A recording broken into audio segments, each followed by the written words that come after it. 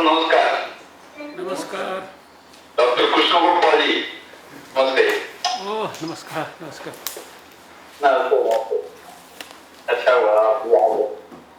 तो मैं एक बार थोड़ा परिचय करा देता हूँ। जी अरुण जी। हाँ जी, मैं एक बार परिचय करा देता हूँ।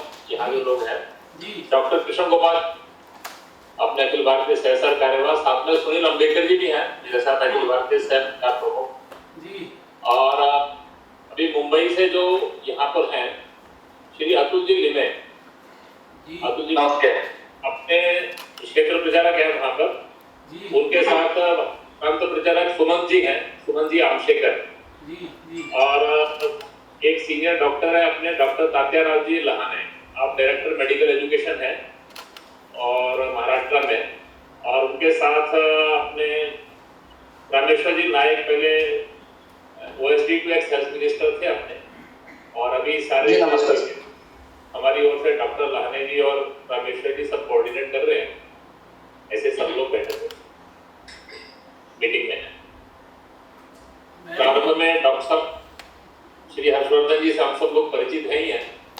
आप ही के नेतृत्व इस समय सारे देश के अंदर इतना बड़ा जो सारा कोरोना की चुनौती का मेडिकल के सारे क्षेत्र में जो काम चल रहा है, और उनके साथ एक दो लोगों का परिचय कराएंगे और प्रारंभ में कुछ जानकारियां केंद्र से हमें मिलेंगी, तो फिर उसके बाद हम लोग अपनी बात जो उस पर जोड़ना चाहते हैं और हमारी कुछ अपेक्षाएं होंगी तो वो भी रखेंगे। धन्यवाद कि आपने आज मुंबई और इसके बाद इंदौर के हमारे वरिष्ठ कार्यकर्ता और सहयोगी, उनके साथ ये वीडियो कॉन्फ्रेंसिंग के माध्यम से बातचीत करने का और वहाँ की जो परिस्थिति में ग्राउंड ज़ीरो पर वहाँ क्या हो रहा है, हमारे पास जो फीडबैक्स आते हैं सरकारी सिस्टम्स से, उसके अलावा हमें हमारे कार्यकर्ताओं के माध्यम से भी आज फीडबैक मिलेंगे। इसके लिए ये आपने दोनों बैठकें ऑर्गेनाइज़ की हैं, इसके लिए मैं आपका हृदय से धन्यवाद करता हूँ। और माननीय डॉक्टर कृष्ण गोपाल जी भी यहाँ पर हम सबको एडवाइस करने के लिए हैं, ये और भी हम लोगों के लिए खुशी की बात है। मेरे साथ मैंने ज़्यादा अधिकारियों को नहीं, लेकिन दो बहुत ही महत्वपूर्ण व्यक्तियों को मैंने इस समय यहाँ बुलाया है। मेरे दाईं तरफ इधर जो डॉक्टर सुजीत सिंह, ये जो सारा देश में हमारा ये कम्युनिटी सर्वेलेंस का काम होता है और जो कम्युनिटी हेल्थ का काम है, ये समझ लीजिए ये सबसे बड़ा जो हमारा इसका इंस्टीट्यूशन है, उसका नाम national centre for disease control, ये पहले NICD कहलाता था, अब ये NCDC कहलाता है। और ये जो सारे देश भर के अंदर डिस्ट्रिक्ट लेवल तक और भी नीचे जो सर्वेलेंस के हमारे सेंटर के ऑफिसर्स, रैपिड रिस्पांस टीम्स, और जिस सिस्टम के दम पर हम देश में लाखों लोगों का सर्वेलेंस इत्यादि कर रहे हैं, उसको मॉनिटर कर रहे हैं, जो पहले ही दिन से जिन्होंने 17 जनवरी से ही देश में कम्युनिटी सर्वेलेंस शुरू किया, जब हमने सारे देश को हेल्थ एडवाइजरीज इशू की और साथ में कम्युनिटी सर्वेलेंस शुरू किया, एयरपोर्ट्स पे स्क्रीनिंग शुरू की, तो उसी समय से ये NCDC हमारे लिए एक बहुत इम्पॉर्टेंट हमारी ऑर्गेनाइजेशन है। आप उसके डायरेक्टर हैं। अभी वो भी उनको मैंने कहा कि थोड़ा सा जो दोनों जगह पे हमारी मीटिंग्स होंगी, अभी हम मुंबई और थाने के संदर्भ में विशेष रूप से बात कर रहे हैं, एक छोटे से प्रेजेंटेशन में जो वहाँ की जो स्थिति है, जो हमारे पास उसकी जो फीडबैक है, जानकारी है और जो आगे की स्ट्रैटेजी है वो बताएंगे। इधर मेरे बाईं तरफ जो आप उनको तो सभी लोग पहचानते होंगे, क्योंकि रोज़ 4 बजे आप उनको टेलीविज़न पे देख रहे हैं बहुत दिन से, डॉक्टर गंगा खेडकर जी हमारे ICMR जो हमारी प्रतिष्ठित संस्था है उसके अंदर हमारे एपिडेमियोलॉजी के हेड है, और अभी इस वर्ष उनको पद्म श्री भी भारत सरकार ने दिया है। कोविड के कारण अभी उनको वो राष्ट्रपति भवन में नहीं मिला है, लेकिन वो उसके पहले वो कोविड के काम में लगे हैं। वो सब विषयों की कितनी गहरी जानकारी रखते हैं। जो लोग उनको टेलीविज़न पे सुनते हैं वो सब लोग अच्छी तरीके से अब तक जान गए होंगे, समझ गए होंगे। तो हमने केवल अपने ये 2 प्रमुख अधिकारियों को आज यहाँ बुलाया है जो आपके सभी संबंधित प्रश्नों का भी उत्तर देंगे और जो आप हमें सुझाव देंगे उन पर भी हम लोग और अपनी स्ट्रैटेजी को कैसे मजबूत और पुख्ता कर सकते हैं, कैसे हम स्टेट गवर्नमेंट को और ज़्यादा बेहतर मदद कर सकते हैं और कहीं जो भी गैप्स हैं उनको भरने में हमारी तरफ से क्या क्या योगदान हो सकता है, उसकी रणनीति हम लोग आपके साथ सुनने के बाद बनाएंगे। मैं ज़्यादा अभी कोई इस अवसर पर कोई डिटेल्ड व्याख्या नहीं करना चाहता विषय की, लेकिन सिर्फ टू द पॉइंट आज हम लोग जिस संदर्भ में मिल रहे हैं, जिन स्थानों के बारे में मिल रहे हैं, उसके बारे में बात करेंगे। तो अभी मैं डॉक्टर सुजीत सिंह से रिक्वेस्ट करूंगा कि जो ब्रॉडली महाराष्ट्र और उसमें स्पेसिफिकली थाने और मुंबई के बारे में जो अभी एक मोटी हमने बहुत ही ग्रॉस और मोटी जानकारी जो है, ब्रॉड जानकारी जो उनके सिस्टम के पास है और आगे उनकी उसके बारे में क्या रणनीति है उसके बारे में वो बताएंगे। और फिर उसके बारे में कुछ थोड़ा सा कमेंट करना होगा, डॉक्टर गंगा खेडकर जी भी कमेंट करेंगे और फिर हम आपके माध्यम से सुनना चाहेंगे कि आपका हमें क्या फीडबैक है, क्या एडवाइस है और क्या हम और अपनी काम को बेहतर करने के लिए आपके इनपुट्स की सहायता से कर सकते हैं। तो मैं डॉक्टर सुजीत से रिक्वेस्ट करता हूं कि वो अभी हम सबके सामने अपना विषय रखेंगे। जी, और इसमें उपस्थित डॉक्टर गंगा खेडकर सर, हमारे ICMR के हेड साइंटिस्ट जी, और जो भी यहाँ पर महानुभाव उपस्थित हैं, अरुण जी, अतुल जी, सुमंत जी और डायरेक्टर मेडिकल एजुकेशन लहाने, डॉक्टर लहाने साहब, कृष्ण गोपाल जी एवं और उपस्थित व्यक्तित्व यहाँ पे जो हैं। मैं आपके सामने बस बहुत ही संक्षिप्त में आज का कुछ दृश्य रखूँगा जो कि हमारे केंद्र सरकार के सम्मुख है। जैसा कि अभी सर ने बतलाया कि हमारे महाराष्ट्र में अगर हम देखें तो ये कोविड का जो आगमन हुआ या जो प्रथम नोटिस में हमारे आया वो था 9 मार्च के दौरान। 9 मार्च से लेके आज तक अगर हम देखें तो तकरीबन 1 माह और 10-15 दिन के अंतराल में ही पूरे केस 3000 तक से ऊपर पहुंच चुके हैं। साथ ही हमारा एक बहुत ही इम्पॉर्टेंट जो दुखद रहा है, जो मृत्यु दर भी काफ़ी हाई है इसमें। जैसा कि महाराष्ट्र और गुजरात 2 हमारे ऐसे प्रदेश हैं जहाँ पर कि मृत्यु दर हमारी काफ़ी हाई रही है। और महाराष्ट्र में अगर हम जाएं तो देखें, आप इसी चित्र में देख सकते हैं, मुंबई में जहाँ कि 20 मार्च के आसपास हमें पहला केस मिला था और 1 महीने से कम के अंतराल में ही करीब 2000 से ऊपर केस हो चुके हैं और 115 से ज़्यादा डेथ हो चुकी है। तो मैं इसके बाद आपको आगे लेके जाऊंगा। जैसा कि आप देखेंगे कि मुंबई में अगर हम देखें इस पूरी उस चित्र को, तो मुंबई का चित्र हमें दिखाएगा कि 8 वार्ड हमारे सबसे ज़्यादा ग्रसित वार्ड कह सकते हैं, जिनमें कि 100 से ऊपर केस हैं। 5 वार्डों में हमारे केस 50 से 90-99 के दौरान है। और इसी प्रकार अगर मेजर अफेक्टेड वार्ड एरिया देखेंगे महाराष्ट्र का तो जी डॉक्टर जी बोलिए, सुजीत जी बोलिए आप। नहीं जी, मैं वही आपको बताना चाह रहा था कि महाराष्ट्र में अगर मुंबई का एरिया देखें तो सबसे ज़्यादा साउथ का एरिया और वर्ली का एरिया ज़्यादा प्रभावित है। लेकिन इसी दौरान अगर आप देखेंगे तो कोविड केयर संस्थानों की सेंटरों की संख्या करीब 41,000 है और टोटल कॉन्टैक्ट जो हमने शिफ्ट किए हैं वो करीब 5,000 से ज़्यादा हमने कॉन्टैक्ट्स को फैसिलिटी में, क्वारंटाइन फैसिलिटी में और आइसोलेशन फैसिलिटी में शिफ्ट किया है। अगर हम डेडिकेटेड वार्ड्स की बात करें जो कि हमारे कोविड सेंटर्स में हैं, वो 793 हैं और ये 10 फैसिलिटीज़ में अलग अलग उनको विभाजित किया गया है। इसी प्रकार अगर आप देखेंगे कि एक टोटल हमारे कोविड हॉस्पिटल के बेड संख्या है वो है 2071, जैसा कि हमने विभिन्न जगहों पर देखा, इनको वो किया गया है। लेकिन इसी के साथ ही हम देखना चाहेंगे, अगर हम आगे का दृश्य देखेंगे तो हमारा जो मोस्ट अफेक्टेड वार्ड्स हैं जो कि हमारे लिए एक समस्या की तरह से बने हुए हैं, वो है हमारी दो झुग्गी झोपड़ी एरिया जो कि धारावी और उसके संलग्न समग्र क्षेत्र जो इसके पास का है वो है, जिसको कि हमें मुख्य रूप से क्लस्टर कंटेनमेंट या उस तरीके से हमको उसको कंटेन करने की आवश्यकता है। और आज के दौरान अगर देखा जाए तो हमारा प्रमुख चैलेंज ये झुग्गी झोंपड़ी के 7.5 लाख से ज़्यादा की आबादी, उनको किस प्रकार से पूरी समुचित एग्जामिनेशन उनका किया जा सके, और जो सस्पेक्ट के दायरे में आते हैं उनको हम आइसोलेट कर सकें या क्वारंटाइन में रख सकें और उनका प्रॉपर टेस्ट कर सकें, जिससे कि हमें वो व्यक्ति हमको चिन्हित कर पाएँ जिनको कि वायरस शेडिंग हो रही है या जो दूसरे को अपना संक्रमण फैला सकते हैं। तो हमारा मुख्य यही चीज़ है।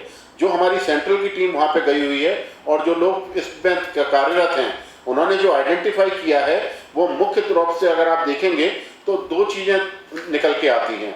नंबर 1 कि हम इस लार्ज एरिया को कैसे कंटेनमेंट प्लान के अंतर्गत लाएं। हमारा अभी तक जो प्लान था वो छोटे स्तर का क्लस्टर कंटेनमेंट प्लान था, जिसको कि हम 2 में विभाजित करते थे। एक थी हमारी कंटेनमेंट जोन और दूसरी थी हमारी उसके आगे की बफर जोन। लेकिन चूंकि ये एरिया बहुत ज़्यादा बड़ा है और इस प्रकार के एरिया और भी जगह हमें हिंदुस्तान में एनकाउंटर करने को मिल रहे हैं जहाँ हमारे महानगर हैं, और इन्हीं महानगरों को चिन्हित करते हुए हम लोगों ने ये आइडेंटिफाई किया है कि इस पर्टिकुलर एरिया में हमको एक बहुत ही सर्ज कैपेसिटी की ज़रूरत है। ह्यूमन रिसोर्स हमको एक बहुत ही बड़े रूप से बढ़ाना पड़ा, और जिसमें कि हमने मेडिकल कॉलेजेस को इन्वॉल्व किया है, मेडिकल कॉलेज के साथ रैपिड रिस्पॉन्स टीम्स को इन्वॉल्व किया है और नई टेक्निक्स भी यूज़ की हैं, जिसमें कि ड्रोन टेक्निक और आर्टिफिशियल इंटेलिजेंस हमारी प्रमुख है। साथ ही आपको जैसा कि ज्ञात ही है, पिछले 2-2.5 महीने से हम लगातार hospital preparedness, ICU preparedness, functional ventilators, PPE और इन सबकी भी व्यवस्था सरकार करती जा रही है, और साथ ही विभिन्न प्रकार की ट्रेनिंग भी आयोजित की गई हैं, जिसमें कि एम्स के द्वारा ट्रेनिंग मुख्य है, जिसमें वेंटिलेटरी मैनेजमेंट और लगातार एक नोडल सेंटर भी एम्स में बना है, जिससे कि जो चिकित्सक उपचार में संलग्न हैं वो उनसे अपनी रेगुलर जानकारी भी ले सकते हैं, जिससे कि हमारा मैनेजमेंट और इम्प्रूव हो सकता है। इसी प्रकार अगर आप आगे देखेंगे तो हम किस प्रकार इसमें आगे बढ़ें, ये हमारे लिए मुख्य चैलेंज की व्यवस्था है आज की तारीख में, कि हम इस पर्टिकुलर जो कॉम्प्लेक्स सिचुएशन है वहाँ पे, जहाँ पे कि लोगों को सोशल डिस्टेंसिंग और पर्सनल डिस्टेंसिंग का बहुत रूप से पालन नहीं कर पा रहे हैं, उस पर्टिकुलर एरिया में हमारी मुख्य चैलेंज है न केवल स्वास्थ्य संबंधित बल्कि दूसरी सुविधाओं को भी साथ साथ चलाते हुए किस प्रकार हम स्वास्थ्य सेवाएं एक आइसोलेशन और सोशल आइसोलेशन को फॉलो करते हुए दे पाएं, ये हमारा मुख्य चैलेंज है। और साथ ही मैं 2-3 बातें यहाँ पे मुख्य कह पाऊंगा। हमारा पहला एस्पेक्ट है, पहला ध्यान है हमारा कि पूरे एरिया में किस प्रकार से हम सस्पेक्ट लोगों को चिन्हित करें तुरंत और उनको एक क्वारंटाइन फैसिलिटी में शिफ्ट करें। तो ये हमारा एक मुख्य चैलेंज है, जो कि इस इतनी बड़ी आबादी में जहाँ के घर एक दूसरे से सटे हुए बने हैं, कई घरों में तो जैसा कि मेरे को जानकारी मिली है फील्ड से, कुछ लोग दिन के में रहते हैं और उन्हीं कमरों में कुछ लोग रात में आ जाते हैं। तो इस प्रकार के रहने की व्यवस्था में और झुग्गी झोंपड़ी में अगर इन्फेक्शन घुस गया है तो हमें उसको बहुत ही बड़े रूप से और बहुत ही सीरियस रूप से इसमें अटैक करने की ज़रूरत है। अगर हम लोग पूरी तरह से इस पर अपने पूरी शक्ति के साथ इस पर वो नहीं कर पाएंगे तो ये देखेंगे कि ये इन्फेक्शन एक सेट हो जाएगा और हमारी बहुत बड़ी आबादी इसमें संक्रमित हो सकती है। साथ ही एक और मुख्य चैलेंज है, अगर आप उन सस्पेक्ट को अलग कर लेंगे तो उन सब लोगों की हमको टेस्टिंग फैसिलिटी की व्यवस्था करनी पड़ेगी। और उन टेस्टिंग फैसिलिटी की, जैसा कि आपने देखा, कोविड केयर सेंटर्स बनाए गए हैं। ये एक हमारे आउटडोर टाइप के केयर सेंटर्स हैं, जहाँ पे कि सस्पेक्ट लोग जाके अपनी जांच करा सकते हैं। जांच के दौरान जिनमें सिम्टम्स पाए जाते हैं उन लोगों का सैंपल लिया जाता है। एक बहुत बड़ी आबादी के सैंपल ऑलरेडी लिए जा चुके हैं यहाँ पर, और जो कि हिंदुस्तान में एक बहुत बड़ी एक्सरसाइज की गई है, जिससे कि पूरे हम इन्फेक्टेड लोगों को उस पर्टिकुलर सोसाइटी से, उस पर्टिकुलर एरिया से एक अलग कर सकें और उनको समुचित उनका उपचार की व्यवस्था कर सकें। साथ ही इसमें आवश्यक हो जाता है कि हम उनका जिस एरिया से वो लोग रहते हुए आए हैं उस एरिया में डिसइंफेक्शन कर सकें, और सोडियम हाइपोक्लोराइड या वाटर सॉल्यूशन या सोप एंड वाटर, बाकी जो भी पद्धति हैं जो कि हमारी गाइडलाइंस वेबसाइट पर मौजूद हैं, उसका पूरा पालन करते हुए उस एरिया को डिसइंफेक्ट कर सकें। अगर आप देखेंगे तो इंस्टीट्यूशनल कैपेसिटी जो यहाँ पर बढ़ाई गई है और लॉजिस्टिक जो की गई, बहुत ही बड़े रूप से यह सघन अभियान चलाया गया है, जिसमें कि कम्युनिटी मेडिसिन डिपार्टमेंट, क्लिनिकल और पैराक्लिनिकल डिपार्टमेंट, RRT फॉर्म की गई है, WHO के वॉलंटियर्स इसमें भाग ले रहे हैं, बड़े रूप से प्लानिंग की गई है। एक एक सेक्टर को, एक एक वार्ड को अलग अलग हाउसेज में डिवाइड किया गया है, जिससे कि पूरे के पूरे एरिया की एक सघन रूप से जांच की जा सके।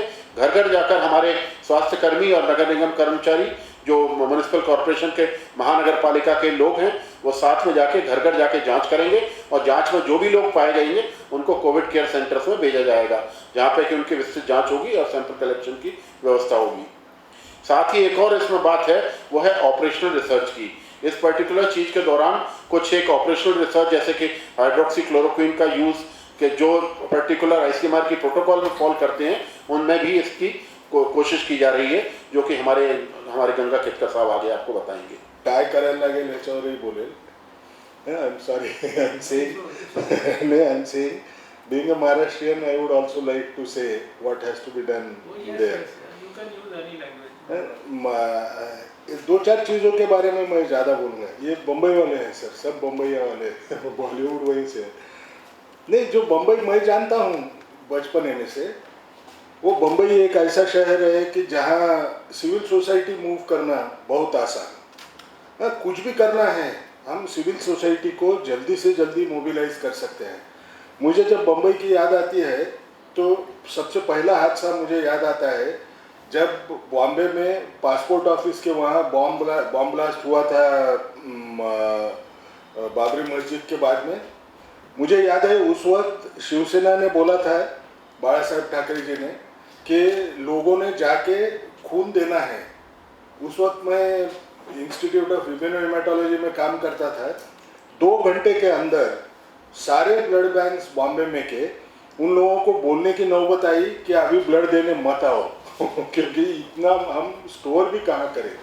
जब ये इतना स्पिरिट ये गांव का है, यहाँ रहने वाला हर इंसान इतना अगर स्पिरिटेड होता है दूसरे को मदद करने में, तो हमको उसको मोबिलाइज करना बहुत ज़रूरी है.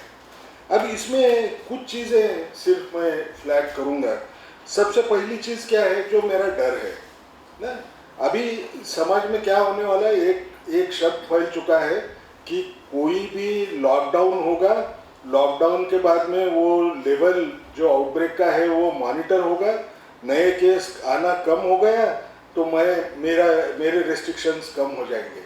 अब इसमें सबसे बड़ा डर क्या रहेगा कि लोग कहेंगे अभी अब मैं जाके टेस्ट करूं क्या, भले मुझे लक्षण रहे, मैं अगर पॉजिटिव आया तो सबको सज़ा पड़ेगी.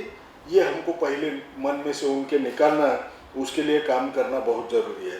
सबसे पहले हमको एक सोचना है, लोग ऐसे क्यों बर्ताव करते हैं.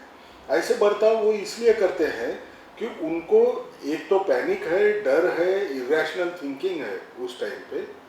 दूसरा सबसे बड़ा डर उनका क्या है, सोशल स्टिग्मा बहुत ज़्यादा है, मौत का डर और समाज में से मुझे बाहर रखने का डर अगर शुरू हो जाएगा, ऑस्ट्रेसाइजेशन का डर शुरू हो जाएगा, तो आदमी बहुत डर जाएगा. ऑस्ट्रेसाइजेशन में वो खुद नहीं, अपने साथ की पूरी फैमिली को ऑस्ट्रेसाइज किया जाएगा ऐसे समझता है, और उसकी वजह से उसका बर्ताव जो होता है वो सही ढंग से नहीं होता है. अब हमको वो कम करना है, तो हम कम कैसे कर पाएंगे. हमको लोगों के साथ में एक कैंपेन करना पड़ेगा. उस कैंपेन में बोलना पड़ेगा ये बीमारी आप जितनी समझ रहे हैं इतनी खतरनाक नहीं है. ये 2-2.5% लोग ये बीमारी होने के बाद में गुजरते हैं, वो बुजुर्ग होते हैं. इसका दूसरा मायना भी अच्छा क्या है, 97% लोगों को कुछ होने वाला नहीं है ये बीमारी की वजह से, लेकिन ये लोग दूसरों को बीमारी दे सकते हैं. अब दूसरों को जो बीमारी देने वाले हैं उसमें ज़्यादातर लोग ये कोई लक्षण वाले लोग रहेंगे नहीं. तो मुझे क्या करना पड़ेगा, जब भी कभी ये हॉटस्पॉट में सादा कोई लक्षण आए, किसी के जो लैब कंफर्म केस है उसके संपर्क में आया, तो मैंने खुद को टेस्ट करने को या जो जिसको लक्षण है उसको टेस्ट करने के लिए आमादा करना, उसको समझा के बोलना, ये मेरा मैंने कर्तव्य करके समझना मेरे हिसाब से अच्छा रहेगा.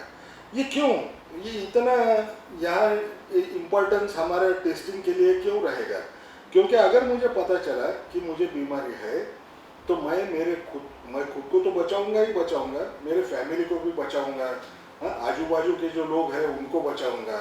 आज तो सही देखे तो हमारे लिए इतनी बड़ी अपॉर्चुनिटी है कि लोगों को ये समझ में आ रहा है कि मैं खुद सुरक्षित होके उससे फ़र्क नहीं पड़ना है, उससे लॉकडाउन गिरता है. अगर बाकी लोग सुरक्षित नहीं हैं तो लॉकडाउन गिरेगा, मैं घर के बाहर नहीं निकल पाऊंगा. यानी मैंने दूसरों को जब तक संभालने के लिए बराबर सलाह न दी, उनके आचरण में फर्क नहीं लाया, तो मैं ऐसे ही घर में पड़े रहने का चांस बढ़ जाता है। ये अगर समझ लोगों में आ गई तो लोग करेंगे, क्योंकि इसमें ये जो प्रिवेंशन है ये मेरे हाथ में है। जब कभी प्रिवेंशन अपने हाथ में होता है तो हर इंसान कर सकता है, जिसको हम हमारी भाषा में सेल्फ एफिकेसी बोलते हैं।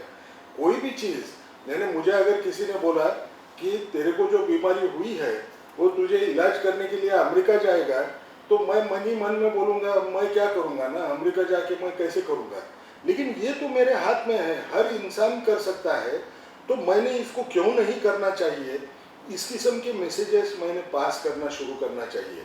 अब ये जब मैं शुरू करूँगा तो सबसे इम्पोर्टेंट मुझे क्या होगा कि रिस्क रिडक्शन बिहेवियर्स, इसमें भी फर्क हमको दिखाई देगा। अब दूसरी बात हमको याद रखना है कि इनसे लोगों के मन में बहुत डर बैठा है। समझ लीजिए मैं पॉजिटिव आया तो ये खतरनाक आदमी है, मैं इससे दूर रहूँगा। लेकिन सच्चाई क्या है, अगर आदमी सिम्टोमेटिक रहा तो 50% लोग उस वक्त तक उनका वायरल लोड थ्रोट में का सबसे ज़्यादा होता है, और उसके बाद में वो एकदम टेपर होना शुरू वाला रहता है। यानी वो इंसान उसके बाद में स्प्रेड करने का चांस उतना ही कम हो जाता है। तो उससे इतना वो इंसान से डरना कोई ज़रूरी नहीं है। वो अगर मास्क पहने तो हमको उससे इतनी परेशानी जो महसूस हो रही है वो होने वाली नहीं है। ये लोगों को समझाना बहुत ज़रूरी है। सबसे बड़ी बात जो मुझे एक कहना है कि हम लोग क्या कर रहे हैं, अगर समझो कोविड-19 का मरीज मर गया तो उसको प्लास्टिक में रैप करके भेजेंगे। ये इनडायरेक्ट डिस्क्लोजर है। ये इनडायरेक्ट डिस्क्लोजर को उसकी फैमिली डरेगी, हर एक जन डरेगा। क्यों हम थोड़े दिन जो भी कोई हॉस्पिटल में डेथ हुआ उसको हम प्लास्टिक के इसमें रैप करके क्यों नहीं भेज सकते। किसी का पता नहीं चलना चाहिए। हम उनको बोल सकते हैं कि ये ढंग हमने अडॉप्ट किया है, ये शायद अच्छा रहेगा, नॉन स्टिग्मेटाइजिंग बिहेवियर रहेगा। अब इन चीज़ों में ये कुछ दिनों में हमको बम्बई जो समझ में आ रहा है उसमें कुछ चीज़ हमको समझ में आती है। एक तो इसमें वल्नरेबल पॉपुलेशन कौन है इन टर्म्स ऑफ, और टारगेटेड पॉपुलेशन कौन रहना चाहिए। एक तो माइग्रेंट्स रहना चाहिए, मोबाइल पॉपुलेशन, जैसे मेजॉरिटी ऑफ द एरिया में आप देखते हैं वहाँ रिक्शा चलती है, बाकी जगह पे टैक्सी चलती है। अब कल जब ये लॉकडाउन उठेगा मुझे इनके ऊपर ज़्यादा फोकस करना पड़ेगा। इनको समझ उनकी अच्छी रहना चाहिए। उनको मैं कैसे संभालूंगा इसके स्ट्रैटेजीज मुझे आज से ही शुरू करना पड़ेगा। और सबसे अच्छा क्या है, स्लम ड्वेलर्स है, उनमें रिस्क ज़्यादा है। स्लम ड्वेलर्स, माइग्रेंट और मोबाइल पॉपुलेशन, ये तीन लोगों को अगर आपने देखा तो MDACS, Mumbai district AIDS control society, उसका सारा HIV प्रिवेंशन प्रोग्राम अच्छा स्ट्रॉन्ग प्रोग्राम था, वो वहाँ ऑपरेट होता था। मैं उसको मल्टीपर्पज़ प्रोग्राम के वैसा अगर उसको अडॉप्ट करूँ तो मैं सब लोगों के उनके पास पहुँच सकता हूँ ये प्रोग्राम के माध्यम से। ये civil society driven, NGO driven program था, जिसको मैंने एक्टिवेट करना है, एमडैक्स को साथ में लेना है, बहुत सारा फर्क पड़ेगा। एक चीज़ मुझे पक्की मालूम है कि बम्बई में जितने CBOs हैं, कम्युनिटी बेस्ड ऑर्गेनाइजेशंस हैं, जितनी इफेक्टिवली काम करते हैं, शायद ही कहीं आपको इतना नंबर कभी मिलेगा। आज टाइम है हमको सबको साथ में लेके जब हम काम करेंगे तो वो सरकारी प्रोग्राम करके दिखेगा नहीं, वो प्रोग्राम सारे सोसाइटी का है, सिविल सोसाइटी उसमें उतनी इन्वॉल्व है। ऐसे जब दिखेगा खुद ब खुद इसका एक्सेप्टेंस बहुत ज़्यादा बढ़ेगा। ये जो बार बार चर्चा हो रही है ज़्यादा मौत का रेट है, मुझे लगता है वो लाइफस्टाइल रिलेटेड रेट है। वहाँ जितना फिजिकल एक्सरसाइज चाहिए उतनी होती नहीं। लाइफस्टाइल बम्बई में रहने वालों की बहुत अच्छी रहती होगी, ऐसे मैं कहना शायद मेरे लिए तो बराबर नहीं लगेगा। हमको उसको सुधारना पड़ेगा, वो लॉन्ग टर्म गोल रहेगा। लेकिन जो भी एडमिट होता है उसको सही ढंग की दवा, आज जैसे अगर आप पढ़े तो कुछ लोग सलाह दे रहे हैं एंटीकोआगुलेंट्स का इस्तेमाल बढ़ना चाहिए। अगर मैं मैनेजमेंट में एंटीकोआगुलेंट्स अगर इस्तेमाल करूं तो शायद मौत होने का डर ये कम हो जाएगा, ऐसे लगता है। ऑक्सीजन का इस्तेमाल ज़्यादा होना चाहिए, वेंटिलेटर से ज़्यादा। ये जब हमको पता चलता है तो हमने वो कम से कम थोड़े सेट ऑफ पॉपुलेशन में अगर हमने करके देखा, शायद इनमें से कोई तो ऐसा नुस्खा होगा जो काम करता है और ये मृत्यु दर भी कम करेगा। मैं बहुत लंबी देर बात किया ये मेरा ढंग नहीं है, लेकिन जो भी कुछ पूछना है पूछ सकते हैं, जो भी सपोर्ट चाहिए। अतुल जी, डॉक्टर लाने जी शुरू करेंगे पहले? रामेश्वर शुरू करें क्या? रामेश्वर ही शुरू करेंगे, चलिए। रामेश्वर जी और बाद में डॉक्टर फातह। मैं कुछ चीजें यहाँ पे रखना चाहता हूँ।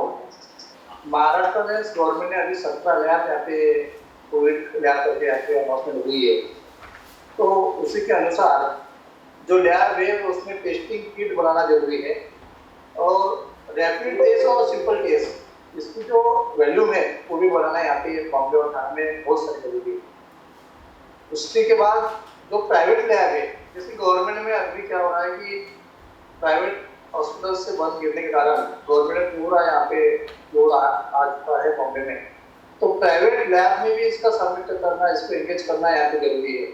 और मेरे ख्याल से सेंट्रल गवर्नमेंट में जैसे कि मेट्रोपोलिस हो, थायरोकेयर हो, जो इंटरनेशनल लैब है उसी को इसमें एंगेज करना अपने लिए बहुत सारा यहाँ बॉम्बे के लिए जरूरी होगा। उसी से रैपिड टेस्ट और सिंपल टेस्ट इसकी जो वैल्यू है वो सारी जगह पे बढ़ेगी। और जो पेशेंट पैनिक होता है, जैसे गवर्नमेंट में जो अभी मेरे ख्याल से बॉम्बे में 3 या 4 ही लैब यहाँ पे हुई है, एक ही जगह पे उसके टेस्ट करने से ज़्यादा भीड़ होती है, उससे पेशेंट अनरेस्ट होता है और जा नहीं पा रहा है। तो यहाँ पे जो प्राइवेट लैब है उसको एंगेज करना यहाँ पे जरूरी रहेगा। उसी के बाद कुछ चीज़ें ऐसे हमारे सामने आई कि टेस्ट के जो प्रोटोकॉल है वो भी ऊपर से ऊपर ट्रेनिंग दिया जाएगा लैब में, तो एक बड़ा काम यहाँ पे अच्छे से होगा। और इसके बाद एक विषय इसमें से रखना जरूरी है कि कोविड और नॉन कोविड, बॉम्बे में एक बात हुई है कि हर हॉस्पिटल में 25-25 बेड का कोविड का रखने के कारण रेगुलर पेशेंट भी नहीं हो पाए, और उसमें कुछ हॉस्पिटल बड़े जो हॉस्पिटल है वो सील हो चुके हैं और पूरा लोड जो होता है गवर्नमेंट पे आ रहा है। तो इसीलिए कोविड स्पेशल हॉस्पिटल और नॉन कोविड हॉस्पिटल इसकी वर्गवारी करना जरूरी है, उसमें हस्तक्षेप ऊपर से किया जाएगा तो बहुत अच्छा रहेगा। उसी के बाद कुछ एसओपी ट्रीटमेंट की जो एसओपी होती है वो भी यहाँ पे प्राइवेट हॉस्पिटल और गवर्नमेंट में जो कोरोना के बारे में जो ट्रीटमेंट कर रहे हैं उनको देना जरूरी है। और एक प्रकरण विशेष में रखना चाहता हूँ कि डॉक्टर और जो स्टाफ है उनका जो मनोबल है वो बढ़ना जरूरी है। मॉरल सपोर्ट बढ़ाने के लिए हमारे वहाँ से जो वर्ग से कोई स्टाफ से कौन बात करेगा, डॉक्टर से कौन बात करेगा, जो प्राइवेट हॉस्पिटल के इंस्टीट्यूट के हेड है उनसे डेली कौन बात करेगा, जैसे कि उनका मॉरल सपोर्ट बढ़े और उसमें वो काम करवाए। और एक बात ये होगी, और जो सेफ्टी किट है वो भी यहाँ पे पीपीओ, N95 मास्क हो वो भी बढ़ाना यहाँ पे जरूरी है। दूसरा विषय स्लम के बारे में यहाँ पे हुआ है। स्लम में क्वारंटाइन करना, इंस्टीट्यूशनल क्वारंटाइन करना यहाँ पे जरूरी रहेगा। स्लम वहाँ पे क्वारंटाइन करना ये बहुत मुश्किल है, क्योंकि वहाँ पे कॉमन टॉयलेट बाथरूम में आमने सामने रहता है, वो हो ही नहीं पाएगा। तो इंस्टीट्यूशनल क्वारंटाइन करने का जरूरी यहाँ पे रहेगा। और दूसरी जो बात आ रही है कि जो कोरोना के पेशेंट एक्सपायर होते हैं, तो बॉम्बे में सभी जो एम्बुलेंस है, जो सभी के वहाँ के जो गवर्नमेंट के जो बीएमसी के एम्बुलेंस है उसी के सब कर्मचारी छुट्टी पे, और वो डेड बॉडी उसका पूरा इंतजाम करना, कहाँ लेके जाना, कैसे करना है, ये सब चीज़ें यहाँ की पेंडिंग होगी, तो वो भी करना यहाँ स्लम के लिए जरूरी रहेगा। जो डिस्पेंसरी है 175 बीएमसी की डिस्पेंसरी वो सब यहाँ पे बंद हो चुकी है।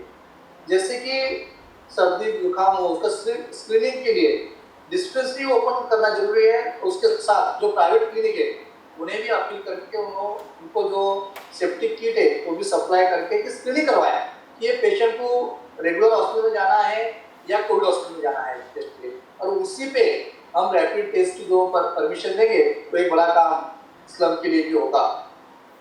दूसरी जो बात है कि ऊपर से कोई इंचार्ज है यहाँ पे एसओपी जो फॉलो की जा रही है उसमें क्या दिक्कत आ रही है, सब चीज़ों में हम ऊपर से सेंट्रल गवर्नमेंट से कोई टीम आएगी और ऑब्जर्व करेगी, तो इसके लिए बहुत बड़ा काम होगा। यहाँ पे सब चीज़ें गवर्नमेंट, अभी तो ये हो रहा है कि बहुत सारे प्राइवेट हॉस्पिटल सील होने के कारण गवर्नमेंट पे इतना प्रेशर आ रहा है, लोगों को जानकारी नहीं मिल पा रही है कि कोविड होने के बाद कहाँ पे जाना है। जैसे कि इंफॉर्मेशन बोर्ड होना चाहिए कि यहाँ पे अभी कोविड के इतने बेड रिजर्व है, इतने खाली है तो वहाँ जाइए। अभी सुबह के एक उदाहरण देता हूँ मैं कि सुबह एक पेशेंट था तो उसको होटल में रखा हुआ था, उसका पॉजिटिव आया, वो प्रेग्नेंट वुमन थी। उन्होंने मुझे फोन करके वो आके जो बीएमसी के अधिकारी कर्मचारी को मालूम ही नहीं कि कहाँ पे बेड खाली है, कोई बोलता जी चले जाओ, कोई बोलता नायर मेडिकल कॉलेज जाओ, पर वो कोविड के लिए रिजर्व नहीं है। कोविड के लिए गवर्नमेंट में 2 हॉस्पिटल रिजर्व करके रखे हैं, मेरे ख्याल से लाने से उसका थोड़ा आपको बताएंगे, सेंट जॉर्ज और जेटी हॉस्पिटल। तो इसमें कितने बेड अभी रिजर्व है, कितना खाली है, कितना भरा हुआ है, इसकी भी इंफॉर्मेशन मिनट टू मिनट, घंटे या घंटे में मीटिंग करना। इसीलिए अपने नोडल ऑफिसर या कोई ऑब्जर्वर यहाँ पे रहेंगे तो अच्छे से उसका मॉनिटर रहेगा कि किस हॉस्पिटल में, प्राइवेट में कितने बेड खाली है, जिस पेशेंट को जिस एरिया में पॉजिटिव आने के बाद या उसको रैपिड जो क्लिनिक है, प्राइवेट क्लिनिक या डिस्पेंसरी में स्क्रीनिंग करने के बाद उसको कहाँ भेजना है, करीब की लैब कौन सी है, हॉस्पिटल कौन सा है पॉजिटिव आने के बाद किसी जगह पे भेजना है, इसके एक इंफॉर्मेशन बोर्ड्स ऑनलाइन या कोई सॉफ्टवेयर बनाए तो हर इंसान इसमें आना जरूरी है।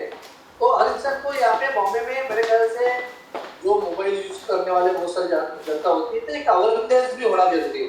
आज इतने डरे हुए हैं सब चीजों में, मॉरल सपोर्ट पेशेंट का भी होता है, गवर्नमेंट की अवस्था तो आपने देखिए कि लोड होने के कारण स्टाफ ये सब 24 घंटा एक ड्यूटी करते हैं, तो उसी में भी कुछ प्रोटोकॉल एसओपी करने के लिए हम क्या करें, वो भी जरूरी है। यहाँ पे इस सब चीजों का मेरे ख्याल से स्लम टारगेट, उसके बाद जो इंफॉर्मेशन बोर्ड है अपने, उसी को भी अपडेट करते रहना हर घंटे में कि कौन सा हॉस्पिटल और प्राइवेट हॉस्पिटल, मेरे ख्याल से कोविड के लिए डेडिकेटेड जो सील हुए हॉस्पिटल जैसे जसलो को हिंदुजा हॉस्पिटल किया है, सैती हॉस्पिटल है, इनको कोविड के लिए रिजर्व करिए। 100% से कोविड कर पाए, ऐसे सील हो चुके हैं तो अच्छे से वहाँ पे उनके बेड यूज करने मिलेंगे। उसके बाद स्लम का जो क्वारंटाइन करना है वो इंस्टीट्यूशनल करना जरूरी है, जैसे कि उनके घर में नहीं हो पाएगा कॉमन टॉयलेट और इसलिए वो ज्यादा प्रसारित हो रहा है और उससे तकलीफ बहुत सारी हो रही है। डॉक्टर तात्याराव जी। सर गुड इवनिंग, डॉक्टर लाने, I am director medical education. जो रामेश्वर जी ने बात कही है वो मुझे लगता है कि उसको मैं डेफिनेटली जैसे कि वैसे ही बोलता हूँ कि ये सरकार है और वो चीज़ें करना बहुत जरूरी है। अभी मैं वो दोहराता नहीं हूँ, लेकिन मैं कुछ चीज़ें जो लगने वाली है उसमें मैं बात करता हूँ। अभी अपने पास 17 लैब, अभी 20 लैब अपने शुरू हो गए हैं गवर्नमेंट के, 15 लैब अपने प्राइवेट के शुरू हो गए हैं। लेकिन सर क्या हो गया कि महाराष्ट्र आप देखते हो कि नंबर बहुत ज़्यादा बढ़ रहा है, टेस्ट ज़्यादा करने पड़ रहे हैं। तो उसमें 8 मेडिकल कॉलेज है जिसमें हम गवर्नमेंट के जो लैब है वो अपने पास अभी 20 हो गए हैं, लेकिन 8 मेडिकल कॉलेज में ये तो जो भी एग्रीकल्चरल में अपने पास लैब है वो लैब को परमिशन लेने के लिए हमने आईसीएमआर को लिखा है। 24 प्राइवेट मेडिकल कॉलेजेस है उसके लिए लैब करना है, लेकिन वो बोलते हैं कि RT PCR machine should be provided so by the government, so we could not provide up till now. दूसरे जो 8 मेडिकल कॉलेज है उसको लैब वीआरडीएल लैब वहाँ मंजूर नहीं हुए थे। अगर वो वीआरडीएल लैब से उनको 16 करोड़ का निधि मिलता है तो ये सब की रूरल एरिया में जो आज नहीं हो रहा है वो हो जाएगा। ये लैब पे दूसरा प्रोजेक्ट है सर, अपने पास जो आरएनए किट है, ये आरएनए किट जो आईसीएमआर पे डाले हैं साहब, वहाँ पे आईसीएमआर के जो भी 5 कंपनी डाले वहाँ से ये परचेस करने के लिए प्रॉब्लम नहीं, लेकिन ये आरएनए किट सब मिल नहीं रहे हैं और नहीं मिलने की वजह से इन्वेस्टिगेशन में प्रॉब्लम हो रहा है। दूसरा सर जो किट होते हैं लैब में तो एनआईवी एंड आईसीएमआर देते हैं, लेकिन सर क्या हो रहा है कि जो जितने नंबर से आना चाहिए उतने नंबर के ये किट नहीं मिल रहे। तो आपको बताता हूँ कि रोज कम से कम 1 लैब बंद होता है किट नहीं बोली।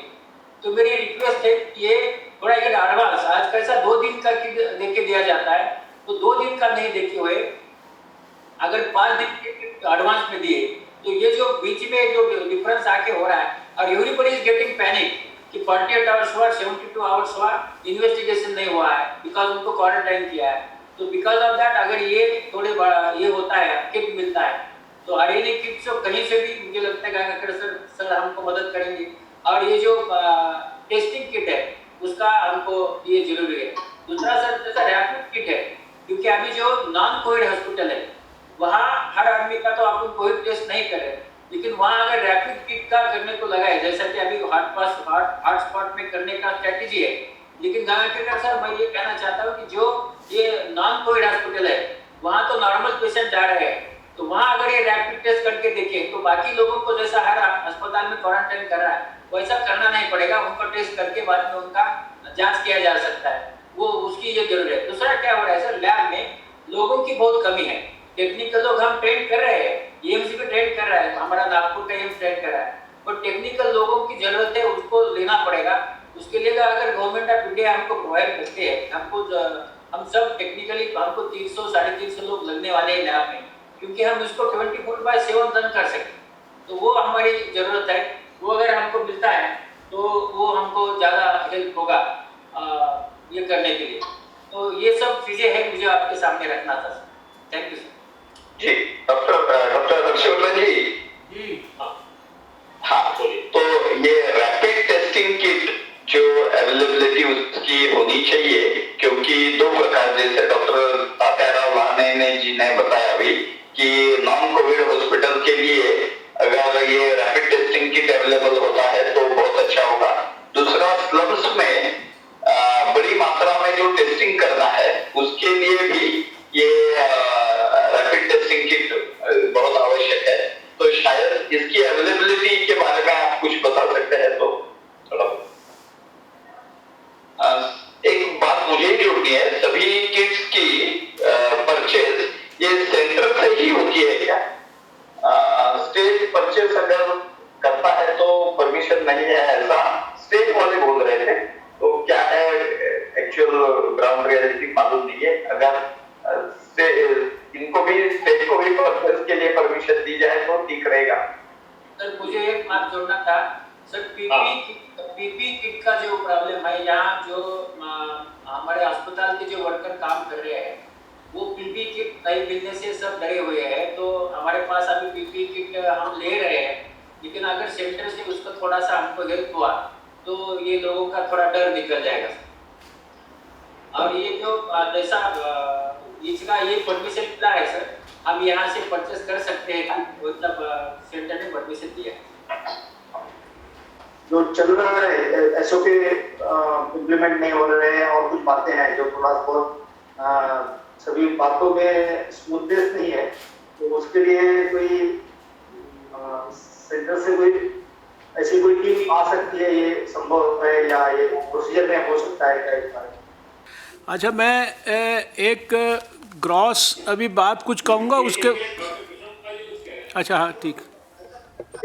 भविष्य को ध्यान में रखते हुए और ऐसा जो प्राइवेट कॉलेजेस में या प्राइवेट हॉस्पिटल्स में बड़ा स्टाफ जो है, और अभी जो वर्किंग में, अभी आवाज आ रही है क्या? अभी जो वर्किंग में नहीं है, आ रही है। तो ऐसा जो बड़ा स्टाफ है, पैरामेडिकल है, नर्सिंग स्टाफ है, डॉक्टर्स है, उनको एक बार को ट्रेनिंग देना चाहिए। नंबर 2, वेंटिलेटर्स तो बढ़ रहे हैं, लेकिन वेंटिलेटर्स को चलाने वाले, सारे इक्विपमेंट को चलाने वाली नई चीज, उसका ट्रेनिंग थोड़ा और अच्छा होना चाहिए। अभी टाइम है तो 5 दिन 7 दिन का ट्रेनिंग उनका कहीं करा कर दूसरे सेफ जोन में ले जाकर, तो ऐसा पैरेलल टीम अपने को खड़ी करनी चाहिए। नंबर 3, जो हमारे और डॉक्टर्स हैं जो हॉस्पिटल्स के हैं, वे तो बिल्कुल साइलेंट बैठे हैं, है ना, उनको भी स्ट्रेटेजिक ट्रेन कर देना चाहिए। और नंबर 4, एकदम सारे डॉक्टर्स को अपने को नहीं लगाना है, जो अपने बेस्ट क्वालिटी के डॉक्टर्स हैं उनको थोड़ा रिजर्व में बना करके रखें। इतना मेरे 3-4 सुझाव। एक डॉक्टर साहब छोटी सी होगा, एक असेसमेंट करके आपको, वैसे सरकार ने कुछ हॉटस्पॉट्स वगैरह सब डिक्लेयर किए हैं, लेकिन थोड़ा प्रोबेबल जो जोन्स हमको लगता है कि जहाँ पर ज़्यादा चुनौती है, ऐसे भी कुछ एरियाज निकालकर हम आइडेंटिफाई करके देंगे, तो उनके लिए अलग अलग जरा प्लान बनाना पड़ेगा, और उसके लिए कुछ बड़े प्लान भी करने की जरूरत पड़ सकती है। कुछ लोगों को वहाँ से बाहर भी निकालना पड़ सकता है, ऐसा कुछ सोचना भी पड़ सकता है। मुझे लगता है कि थोड़ा एक अलग प्रकार से विचार मुंबई का कुछ करना पड़ेगा, अगर स्प्रेड होने से हमको रोकना है, तो उसके बारे में थोड़ा अलग से हम इंफॉर्मेशन एकत्र करके आपको पहुंचाएंगे। जी जी सुन रहा हूँ। ऐसा है, आज रात को हम लोग कोई 16 डॉक्टर्स बैठने वाले हैं ऐसे, उसमें एनएमओ के भी होंगे और भी कई तरह के डॉक्टर बैठेंगे। तो 3 पेपर तैयार कर रहे हैं। नंबर 1, सेंट्रल गवर्नमेंट के लिए क्या सुझाव,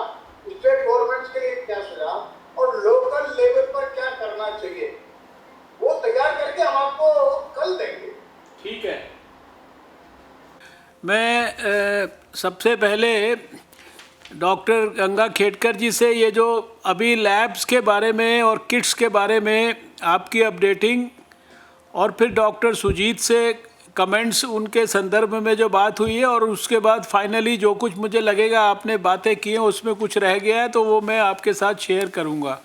डॉक्टर गंगा खेडकर जी। इसके बारे में काफ़ी सुझाव आए थे, कुछ चीज़ें मैं आपसे कहना चाहता हूँ।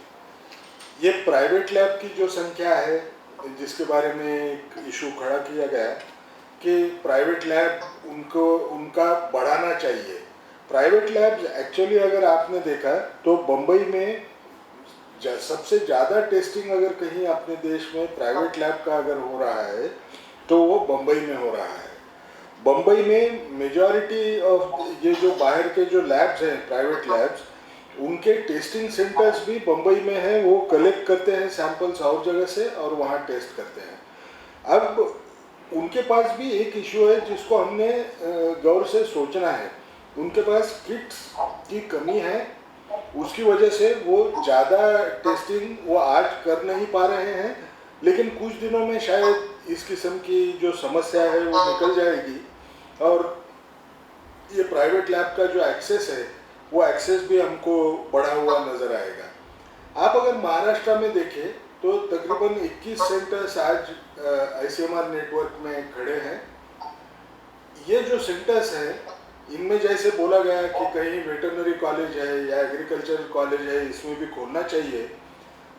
शायद आपको एक पता होगा, हमने एक सेंटर फॉर वन हेल्थ करके नागपुर में खोला था, उस जगह पे भी हमने अप्रूव करवा दिया। अभी एक बचा हुआ है वो माफसू का एक परभणी में एक ब्रांच है, वहाँ उन लोगों ने मांगा है, वो भी हम देने की कोशिश में ही है। सिर्फ एक समस्या है ना कि ये जो लोग समझ रहे हैं हम रुकावट कर रहे हैं, हम रुकावट कहीं नहीं कर रहे हैं। सारे चीज़ों के एडवाइजरीज ICMR के वेबसाइट के ऊपर है। प्राइवेट मेडिकल कॉलेज में खोल सकते हैं आप, वेटरनरी कॉलेज वाले कर सकते हैं, कोई रिसर्च ऑर्गेनाइजेशन है वो लोग भी कर सकते हैं, या इवन आईकार वाले लोग कर सकते हैं। लेकिन उनको इस चीज़ का सबूत देना पड़ता है कि उन्होंने ये RT-PCR जो टेस्ट किया है ये पहले भी किया था। इसका मुख्य कारण यह है, ये जो विषाणु है ये एक से दूसरे को बहुत जल्दी लगता है, ये तो हमको मालूम है। लेकिन मैं अगर सैंपल टेस्ट करने जाऊँ, उसमें अगर मैंने जो सेफर प्रैक्टिसेस अडॉप्ट करना है वो अगर मैंने नहीं रखा तो मेरे लैब टेक्नीशियन को ये बीमारी लगने का डर रहेगा। इसकी वजह से हम थोड़ा स्लो जाते हैं। जो भी हम अप्रूवल दे रहे हैं उन अप्रूवल के बाद में हम लोग सबको पढ़ाते हैं, पढ़ाने के बाद में एक डमी रन करने लगाते हैं।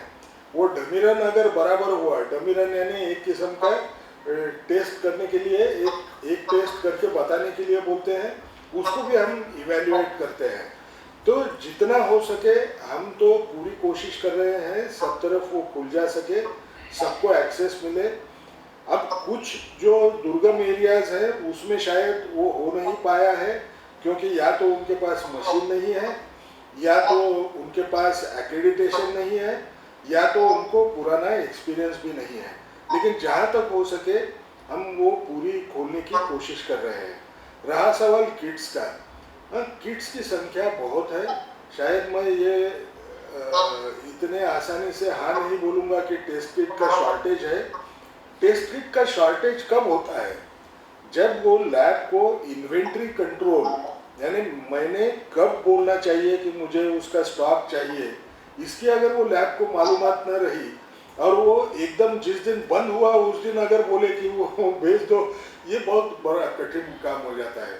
वो अगर वो ख़त्म होने के 2-3 दिन पहले उनको पता चलता है कि हमारे पास 2-3 दिन का स्टॉक बचा है, वो जल्दी ख़त्म हो जाएगा, मुझे मंगवाना है, वो स्टॉक आ सकता है।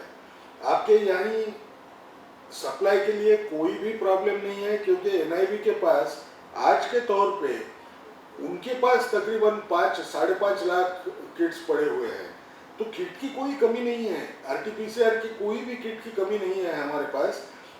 आज अगर हमने बाहर मोटे तौर पे अगर देखा, सिर्फ महाराष्ट्र की फिगर मैं बोल नहीं पाऊंगा, लेकिन बाहर के VRDL लैब में तकरीबन 2 लाख टेस्ट करने की ताकत आज उनके पास जो रिएजेंट पड़े हैं उसमें है। जब लोग बोलते हैं ना कि मेरे यहाँ शॉर्टेज हो गया और मैं नहीं कर पाता हूँ, ऐसे बोलने वालों का थोड़ा सा हमने ज़्यादा पूछताछ करके कारण क्या होगा ये समझने की कोशिश करना मेरे हिसाब से अच्छा रहेगा, क्योंकि ऐसे कोई सप्लाई चेन में प्रॉब्लम नहीं है। आप डिमांड करें, आपको मिल जाएगा। अच्छा, ऑटोमेटिकली भी हमारे पास वो डेटा एंट्री में आता है कि इन्वेंट्री में कितना पड़ा होगा, लेकिन उसमें भी हमको प्रॉब्लम क्या है, आप अगर डेटा एंट्री उस दिन की पूरी करें तो हमको कितने कंज्यूम हुए पता चलता है। अगर उसमें बैकलॉग रहा तो वो हमको नहीं समझता है कि उन्होंने वो भरा नहीं है उसके अंदर, इसलिए उनका खत्म हो गया एकदम। तो ये भी सावधानी अगर बरत लिए तो अच्छा होगा। एक स्टेप आगे जाके बोलता हूँ कि हम लोगों ने ICMR इंस्टीट्यूट्स में भी बोला है, अगर उनको डेटा भरने में दिक्कत होती है तो ICMR इंस्टीट्यूट में के जो डेटा एंट्री ऑपरेटर्स है उनकी भी मदद वो ले सकते हैं। अब इससे बढ़ के हम कैसे कर पाएंगे, इसकी जानकारी पूरी हमारे पास नहीं है। अब दूसरी बात हमको सोचना है, VRDL का जो इशू निकला कि 8 लोग VRDL लैब एस्टेब्लिश करने में अभी तैयार है। सच ये है कि क्योंकि ये तो मैं बहुत पहले से जानता हूँ, महाराष्ट्र में 2 VRDL लैब खोलने को हमको तकलीफ हुई थी, क्योंकि VRDL लैब खोलने के लिए सब तैयार होते हैं, उसका एक MOU में एक क्लॉज मेंशन किया हुआ होता है कि 5 साल के बाद में वो उस सरकार ने उसको पूरा ओन अप करना चाहिए, वो स्टाफ को वहाँ का जो एक्टिविटी है वो चालू रखने के लिए। उसके डर से, और most of the medical colleges do not have adequate space to actually start VRDL labs. तो ये 2 मसले अगर सुलझ जाते हैं तो हमको VRDL इंफ्रास्ट्रक्चर बढ़ाने के लिए हमको कोई प्रॉब्लम नहीं है, क्योंकि ये कर ही सकते हैं, इसमें कोई ये नहीं, डर नहीं है हमको। रही बात रैपिड किट की, रैपिड किट में एक हमको समझ के चलना पड़ेगा, ये एंटीबॉडी किट्स है, ये कोई डिसीज का निदान करने के लिए हम इस्तेमाल नहीं करेंगे। ये इसलिए नहीं करेंगे क्योंकि ये अर्ली डायग्नोसिस के लिए काम नहीं आएगी। तकरीबन 80% लोगों के शरीर में हमको ये एंटीबॉडी 2 हफ्ते होने के बाद में नज़र आना शुरू होएगा। तो जब तक तो ये बीमारी बहुत बढ़ जाने वाली रहेगी, तो हमको जब किसी को लक्षण है तो वो वायरोलॉजिक टेस्ट लगा के ही हमको जांच करना पड़ेगा। फिर एक सवाल दिल में खड़ा हो जाएगा कि हम ये एंटीबॉडी टेस्ट किसको दें। जैसे हम बोलते हैं, अक्सर जो बाकी जो डिसीजेस हैं उसमें बोलते हैं कि इंसान के शरीर में अगर विषाणु या कोई बैक्टीरिया गया तो उसके बाद में पहले IgM एंटीबॉडी आती है और थोड़े दिन के बाद में IgG एंटीबॉडी आती है। IgM एंटीबॉडी रहे और IgG न रहे तो इसका मायना होता है ये रिसेंट इन्फेक्शन है। अगर समझ लीजिए IgG है, IgM नहीं है, तो मैं बोलूँगा ये पुराना इन्फेक्शन था, अब इससे कोई डरने की ज़रूरत नहीं है, उसको एक बार वो इन्फेक्शन हो चुका है। लेकिन कोविड-19 के बारे में अभी इतनी क्लैरिटी नहीं है। आपको क्या दिखाई देता है कि उनके जो किट्स है वो IgG, IgM दोनों एक साथ जांच करने वाले किट्स हैं, क्योंकि ये भी लंबे देर तक ये दोनों एंटीबॉडीज़ वहाँ रहते हैं और उसका इतना इंटरप्रिटेशन इतना अभी आसान नहीं है। ये पहले टेस्ट है। जैसे हम कोई भी काम करने निकले, अगर मैं समझो दर्जी होगा और मैंने पहली बार कपड़ा सिलाया तो फर्स्ट टाइम जो सिलाऊंगा वो उतना अच्छा नहीं बनेगा, लेकिन मैं बार बार जैसे करते जाऊंगा तो मैं जो कपड़े सिलाऊंगा वो अच्छे ढंग के रहेंगे, लोग उसकी तारीफ भी किया करेंगे। ये पहली टेस्ट जो निकली है, ये पहले टेस्ट को अभी रिफाइन होने को थोड़ा टाइम लगेगा। हमको एक ध्यान में रखना चाहिए, दिसंबर 31 को हमको पता चला ये बीमारी के बारे में। अब ये दिसंबर 31 से यानी अभी 3.5 महीना हुआ है, 3.5 महीने में इवन डायग्नोस्टिक टेस्ट आना है, ये एक किस्म का रिकॉर्ड है।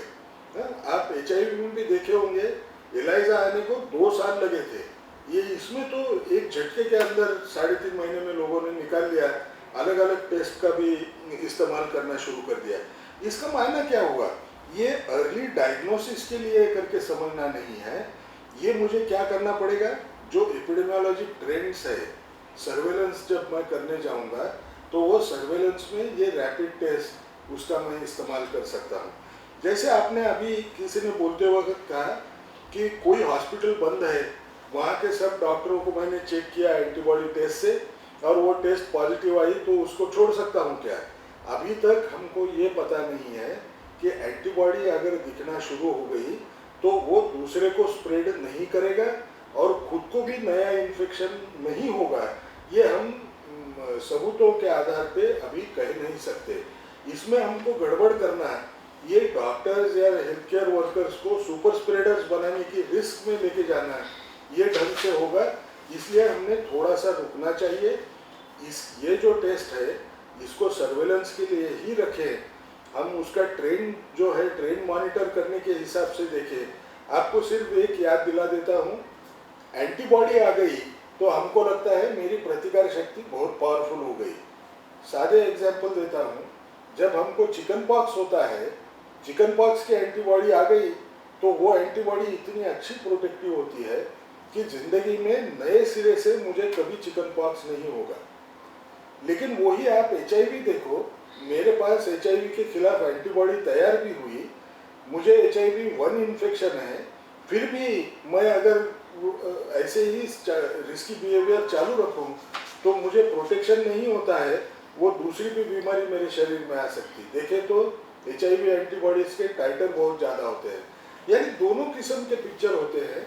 अभी ये पिक्चर क्लियर होने को थोड़ा सा टाइम लगेगा, उसके बाद में ही हमको पता चलेगा कि ये रैपिड टेस्ट हम किस ढंग से इंसान के इसमें इस्तेमाल करके कुछ भूल पाएंगे, ये समझने के लिए। अब एक पूछा गया सवाल कि can state purchase this diagnostic kits. मैं तो ज़्यादा बोलना शायद मेरे लिए उचित नहीं होगा, लेकिन जितना समझता है हेल्थ ये स्टेट का सब्जेक्ट है। अगर उनको ऐसे लगता है कि मुझे एडिशनल लेना है तो ले भी सके, तो उसको हम तो रोक नहीं पाएंगे। लेकिन हम भरसक कोशिश कर रहे हैं कि आपको जितना चाहिए उतना देने की शक्ति अभी भी सेंट्रल स्टोर्स में है। इसके लिए आप आश्वस्त रहे कि जो आप मांग रहे हैं वो हम देने की पूरी कोशिश करेंगे। डॉक्टर सुजीत सिंह। धन्यवाद सर। 2-3 पॉइंट्स तो मैं कहना चाहूँगा जो कि उठाए हैं। नंबर 1 है ये कि मेडिकल कॉलेजेस के स्टाफ को इन्वॉल्व करना, पैरामेडिकल को, एक बहुत ही अच्छा सुझाव है। और जो रिटायर्ड लोग हैं हमारे सर WHO का हम लोगों ने वो किया है, उनके ट्रेनर्स को हम साथ में लेके ये ट्रेनिंग हम सर ऑर्गेनाइज कर सकते हैं सर, इसमें कोई दिक्कत की बात नहीं है। उन सब लोगों को केंद्र से ट्रेनिंग दी जा चुकी है तो वो इसमें सहयोग कर सकते हैं।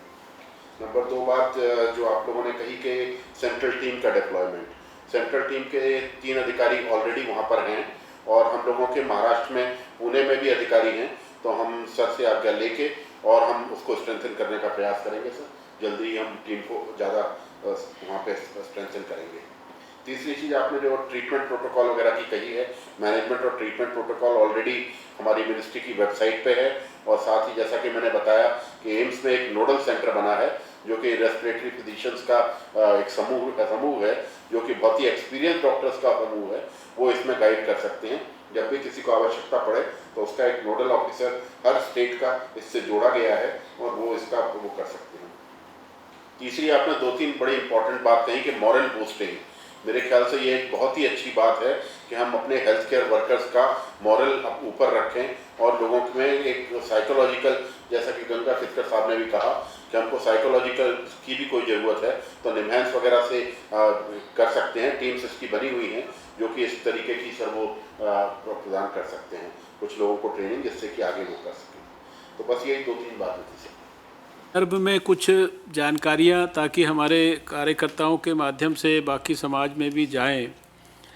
लैब्स के बारे में बहुत कुछ चर्चा देश भर में भी होती रहती है। हर रोज़ प्रेस कॉन्फ्रेंस में भी कोई ना कोई सवाल उठाता है, हर रोज़ डॉक्टर गंगा खेड़कर जवाब देते हैं। हमने भी अपने कई इंटरव्यूज़ में इसके बारे में बताया है। तो मैं सिर्फ ये बताना चाहता हूँ कि अभी कुछ साल पहले तक ये जो वायरस के लिए टेस्ट है, इसका जो स्वैब है वो अमेरिका जाता था, ये भारत में होता नहीं था। और जनवरी के पहले सप्ताह में जब ये 7 जनवरी को इस वायरस के बारे में हम लोगों को विश्व स्वास्थ्य संगठन को चाइना ने बताया और 8 जनवरी को हमने पहली मीटिंग शुरू की। उसके बाद जब स्ट्रैटेजी पे काम करना शुरू किया तो एक NIV लैब जो पुणे में थी, वहाँ पर इस टेस्ट को करने की काबिलियत थी।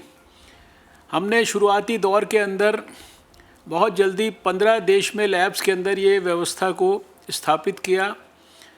15 से उसको 33 तक पहुँचाया। धीरे धीरे करके अभी सरकारी 166 लैब्स हमारी भारत में हैं और ये संख्या रोज़ बढ़ती है। इसके अलावा करीब 70 के करीब 65-70 लैब्स जो है प्राइवेट सेक्टर की। प्राइवेट सेक्टर के अंदर भी हज़ारों लैब होते हुए भी लेकिन हर एक लैब ना तो उसको करने के लिए सक्षम है, ना ही हर एक लैब ने उसको करने की काबिलियत के हिसाब से अपना कोई एप्लीकेशन दिया है। वो NABL की एक्रेडिटेड होनी चाहिए और ऐसे करीब 250-230 तक अभी लैब्स हमारी, बल्कि 240 तक जो है वो सारे देश में हो गई हैं। जब हमने अपना टेस्टिंग की फैसिलिटी शुरू की थी तब हमारी जो काबिलियत थी वो शुरू में 1000-1200 टेस्ट, बाद में 2000 टेस्ट तक हम लोग जो है दिन भर में कर पाते थे। अभी हम 15 से 20 हज़ार टेस्ट जो है रोज़ कर पाते हैं और हमारा यद्यपि ये टारगेट है कि 31 मई तक हम 1 लाख टेस्ट पर डे भी कर पाएँ। अभी मुझे गंगा खेडकर जी ने बताया कि आज भी अगर हम थोड़ा सा ज़्यादा शिफ्ट में काम करें तो हम 72,000 पर डे तक भी टेस्ट देश के अंदर कर सकते हैं। इस सब के बावजूद भी कि हमारी जो क्राइटेरिया जो है जिसकी टेस्टिंग होनी चाहिए, ये भी वेल डिफाइंड क्राइटेरिया है जिसको कि एक्सपर्ट्स ने बनाया है, उसको भी हमने, क्योंकि ऑल टेस्ट ये लोग बोलते रहते हैं, सिर्फ जानकारी और उसके अभाव के अंदर बोलते रहते हैं, कुछ पॉलिटिकली बोलते रहते हैं, तो भी हमने अभी अपनी जो टेस्टिंग की जो स्ट्रैटेजी है उसके अंदर एक और क्राइटेरिया ऐड किया है कि किसी को भी जो ज़ुकाम खांसी बुखार होता है, इन्फ्लुएंजा लाइक इलनेस होती है, वो उसको 7 दिन के अंदर अंदर उसको भी टेस्ट करना ज़रूरी है। बाकी तो एक्यूट रेस्पिरेटरी डिस्ट्रेस वगैरह के पेशेंट्स हैं, कॉन्टैक्ट्स हैं, बाहर से जो लोग आए हैं, वो सब एक वेल डिफाइंड वो हमारी सारी गाइडलाइंस के अंदर सारी चीज़ें हैं। तो उस सब के बावजूद भी जितनी हमारी रोज़ की कैपेसिटी है वो भी अभी हमारी पूरी कैपेसिटी आज वो नहीं हो पा रही है इस्तेमाल। दूसरा, जहाँ तक टेस्टिंग किट्स जो ये हमारा मेन टेस्ट है, इसके बारे में अभी अगले 2 महीने तक के लिए हमारे पास पर्याप्त स्टॉक्स हैं और उसके ऊपर भी हम लोगों ने आगे जो है ऑर्डर्स वगैरह रखे हुए हैं। हम लोग ये उम्मीद नहीं करते कि वर्स्ट टाइम आएगा, लेकिन वर्स्ट से वर्स्ट टाइम के आने पर भी हमें क्या करना चाहिए, इसके लिए अभी सारे देश में और लैब्स एस्टैब्लिश करने के नाते अभी हमने ICMR को जो एक प्रकार से अथॉरिटी थी उसको भी डिसेंट्रलाइज करके अभी देश में करीब 10-12 जो हमारे बड़े एम्स हैं और जो बड़े हमारे PGI चंडीगढ़ या जिपमेर पौंडीचेरी जैसे जो केंद्र हैं, इनको हमने प्रोएक्टिवली जिम्मेदारी दी है। ये देश के पूरे 550 मेडिकल कॉलेजेस से प्रोएक्टिवली संपर्क कर रहे हैं और संपर्क करके किस मेडिकल कॉलेज के पास ये फैसिलिटी विकसित हो सकती है उनको इसके लिए प्रेरित कर रहे हैं, मोटिवेट कर रहे हैं और वहाँ पर क्या क्या इक्विपमेंट चाहिए, क्या क्या चीज़ें और हो सकती हैं, वहाँ के स्टाफ की क्या क्या ट्रेनिंग हो सकती है। क्योंकि जैसा अभी गंगा खेडकर जी ने बताया कि ये टेस्ट जो है इसमें बायो सेफ्टी के बहुत सारे इश्यूज़ हैं, बायो हैज़र्ड एक प्रकार से ये हो सकता है समाज के अंदर वहाँ पर, इसलिए बिना जो प्रॉपर स्टाफ, कॉम्पिटेंट पर्सन, उसकी कॉम्पिटेंट ट्रेनिंग और प्रॉपर इंस्ट्रूमेंट, सरकारों को हमने हर तरीके से नेशनल हेल्थ मिशन के माध्यम से, अपने डिज़ास्टर मैनेजमेंट के फंड्स के माध्यम से और 4100 करोड़ रुपए तक हम सारे देश में जो है सारी सरकारों को दे चुके हैं कि आपको किसी भी तरीके से इसको इस कोविड मैनेजमेंट के लिए खर्च करना है आप कर सकते हैं। इसलिए किसी मेडिकल कॉलेज में अगर कोई उनको मशीन लगानी है बड़े से बड़ी तो वो लगा सकते हैं। इस लेवल पे हमने इसको सपोर्ट को लिबरल किया है और हमारा ये टारगेट है कि हम इसको लैब्स की जो संख्या है इसको भी आने वाले समय में इसको 300 तक लेकर जाएं और जैसा मैंने कहा कि 1 लाख टेस्ट पर डे की कैपेसिटी हम विकसित करें। एंटीबॉडी टेस्ट के बारे में उन्होंने बता दिया कि वो एंटीबॉडी टेस्ट उसका कितना अभी आज की तारीख में भी जो अभी मैं यानी 2 दिन पहले मैंने यहाँ पर जो इसी स्थान से बैठ के देश भर के करीब 1600 से ज़्यादा जो WHO के फील्ड में सर्वेलेंस के ऑफिसर्स काम करते हैं, WHO के साथ मदद लेकर उन सबको मैंने यहाँ से एड्रेस किया था और उन सबको अपने सर्वेलेंस के ऑफिसर्स के साथ जोड़ के इसको सारे सिस्टम को और फर्दर गहराई से स्ट्रेंथन करने के लिए, तो उसमें औपचारिक तौर पर भी जो WHO के सीनियर ऑफिशियल्स हैं उन्होंने ऑफिशियली कहा रिकॉर्ड पर, और ऐसा 3 बार वो कह चुके हैं। एक पूरे दुनिया के हेल्थ मिनिस्टर्स की मीटिंग में कह चुके हैं जो मैंने जिसमें पार्टिसिपेट किया, इसी तरह से एक साउथ ईस्ट एशिया के ऑफिसर्स की मीटिंग में कह चुके हैं।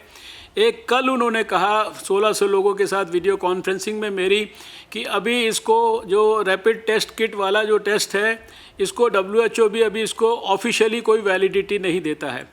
इसलिए अभी इस टेस्ट के बारे में इसकी ज़बरदस्ती इससे बहुत ज़्यादा एक्सपेक्ट करना, इसकी बहुत ज़्यादा हाइप बनाना या इसके लिए डेस्परेट होना या इसका ज़्यादा प्रचार भी करना मैं इसको उचित नहीं मानता, क्योंकि लोगों के मन में ये भ्रांति हो रही है कि शायद कोई एक ऐसा टेस्ट निकल गया है कि जिसको करके हमको 2 मिनट में पता लग जाएगा कि मैं कोविड का मरीज़ हूँ या नहीं हूँ।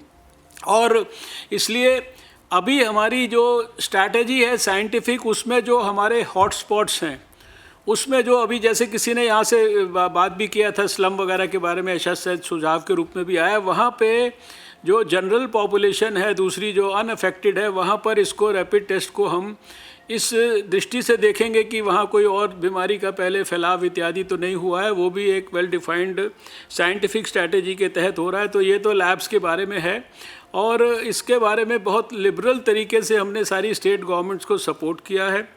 PPEs के बारे में भी बहुत सारी चर्चा चलती है देश के अंदर। वो एक आदमी कोई उस पर ट्विटर पे लिख देता है, उसके बाद चारों तरफ शोर मच जाता है। जो PPE है पर्सनल प्रोटेक्टिव इक्विपमेंट जिसको कवरऑल बोलते हैं, उसके लिए भी बड़ी स्पेसिफिक गाइडलाइंस हमारे उस पर लिखी हैं जिसमें किसको ये इस्तेमाल करना है, किसके लिए ये बना है। अभी ये ऐसा माहौल बन गया है कि अस्पताल में या अस्पताल के बाहर भी, सड़क पर भी, कहीं पर भी कोई भी आदमी जो है उसको, इवन हमको लोग बोलते हैं पुलिस के कांस्टेबल को भी PPE दीजिए। तो ये PPE जो है किसके लिए ज़रूरी है, पहली बात तो ये कि ये बड़ा हम लोगों को भी जो है लोगों को एजुकेट करना ज़रूरी है। दूसरी बात यह है कि PPE की जो शुरुआती दौर में जो शॉर्टेजेस थी उसका कारण ये था कि इसका कपड़ा चाइना से आता था और चाइना में जो परिस्थिति थी उसके कारण वो बंद हो गया। हमने जनवरी के अंत में ही अपनी टेक्सटाइल मिनिस्ट्री की मदद से इसके लिए जो कपड़ा इत्यादि उसकी आवश्यकता होती है उसके लिए जो टेस्टिंग के जो प्रोटोकॉल्स हैं, दूसरे जो टेक्निकल स्पेसिफिकेशंस हैं, उन सबको करके मीटिंग्स शुरू की। शुरुआती दौर के अंदर जो है जो उस तरह की टेक्निकल स्पेसिफिकेशंस के लिए जो भी लोग आगे आए वो सब फेल हो गए। उसकी टेस्टिंग की लैब भी एक ही जगह होती थी कॉम्बिटूर के अंदर। लेकिन इस 2 महीने के अंदर अभी आज जब मैं आपसे बात कर रहा हूँ तो ये एक प्रकार से कोविड हमारे लिए ब्लेसिंग इन डिस्गाइज हो गया है। हमने अभी आज की तारीख में 50 देश के अंदर इसके लिए मैन्युफैक्चरर्स को जो है अप्रूव कर दिया है। उनका जो सैंपल्स इत्यादि होते हैं वो टेस्टिंग के लिए अप्रूव करने की, जैसे कॉम्बिटूर में एक लैब थी, ऐसी अभी करीब 8-10 लैब्स जो है देश के अंदर इस प्रकार की इसी पीरियड के अंदर देश ने विकसित कर दी हैं। सारे स्टेट्स में जितने PPEs हैं उसके बारे में डायरेक्ट अपने हम जो हमारा डैशबोर्ड है वहाँ पे जो फिगर है जो उन्हीं से लेके हम लिखते हैं, उसको हम लगातार जो स्वास्थ्य मंत्री हैं उनसे फ़ोन पे बात करके हम उसको चेक करते हैं और उनको कितना भेजा, कितना भेज रहे हैं, ये सब बताते हैं। और अभी उनको सबको पता है प्रॉब्लम क्या कहाँ पर आती है कि हम जो यहाँ से सामान देते हैं वो हम स्टेट गवर्नमेंट के पास भिजवाते हैं। अब उससे आगे स्टेट गवर्नमेंट को अपने हर अस्पताल में, अपने हर ज़िले में कहाँ कहाँ किस प्रकार से उसको चीज़ को डिस्ट्रीब्यूट करके पहुँचाना है, ये जिम्मेदारी तो सेंट्रल गवर्नमेंट नहीं ले सकती। इसलिए जहाँ जहाँ ये आपको कहीं कोई ऐसी शॉर्टेजेस आती हैं तो स्टेट गवर्नमेंट में जो संबंधित जो लोग हैं उनके जानकारी में आपको ये सब ज़रूर डालना चाहिए। अभी अगले 1-2 दिनों के अंदर हम लोग एक प्रकार से 10 लाख से ज़्यादा हमें पीपीई किट्स मिलने वाले हैं। अगले सप्ताह से हर सप्ताह 7-8 लाख पीपीई किट्स हमें मिलेंगे। इसलिए पीपीई किट्स वगैरह की कोई किसी तरह की हमारे पास शॉर्टेज नहीं है। सारे देश में हमारे स्पष्ट इंस्ट्रक्शंस हैं कि कोविड के मरीज़ को नॉन कोविड मरीज़ के साथ अब मिक्स नहीं करना है, क्योंकि इटली इत्यादि सब जगह का ये एक्सपीरियंस आया कि एक ही अस्पताल में दोनों तरह के मरीज़ आने से एक रिस्क फैक्टर बढ़ जाता है। तो हर एक स्टेट को बोला गया और अधिकांश स्टेट्स ने अपने कोविड के लिए डेडिकेटेड जो अस्पताल हैं उनको नोटिफाई कर दिया है। अभी 600 से ज़्यादा ऐसे अस्पतालों को सारे देश में हम नोटिफाई कर चुके हैं। 1 लाख से ज़्यादा उनके अंदर बेड्स को नोटिफाई कर चुके हैं। उनके लिए पर्टिकुलरली जो आईसीयू बेड्स को नोटिफाई कर चुके हैं, उनके लिए वेंटिलेटर्स को नोटिफाई कर चुके हैं। यद्यपि वेंटिलेटर की ज़रूरत 1% से भी कम को पड़ रही है। अभी तक के हमारे डाटा रोज़ हम रिव्यू करते हैं कि देश में आज कितने लोग वेंटिलेटर पे हैं, तो वो संख्या 1% से भी कम है।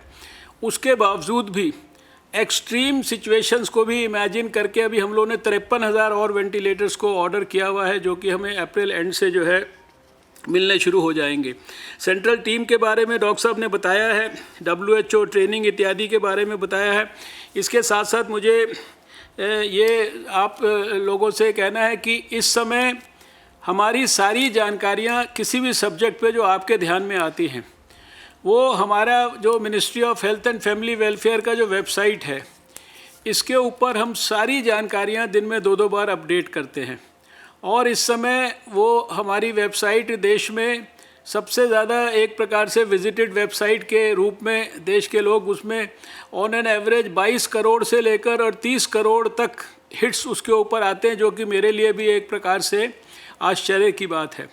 इसके बावजूद भी हमने कुछ एक अपने कार्यकर्ताओं को, जिनको आप जो इस सब्जेक्ट में डीपली इन्वॉल्व हैं, मैंने एक अपने यहाँ मिनिस्ट्री में एक जो इस दौरान जो इस तरह की गाइडलाइंस और ऑर्डर्स निकले हैं उसका एक कंपेंडियम बना के जो हैंडी है, जो व्हाट्सएप से एक दूसरे के पास चला जाता है, उसमें 100 से ज़्यादा जो है गाइडलाइंस को और उन गाइडलाइंस को कहाँ क्लिक करके आप देख सकते हैं, वो उसको मैंने कल अरुण जी के साथ भी शेयर किया है। अरुण जी जहाँ जिसको भी उसको शेयर करना चाहे वो हमने अपने कैबिनेट मिनिस्टर्स के साथ शेयर किया है, हम आगे MPs के साथ भी शेयर करने वाले हैं।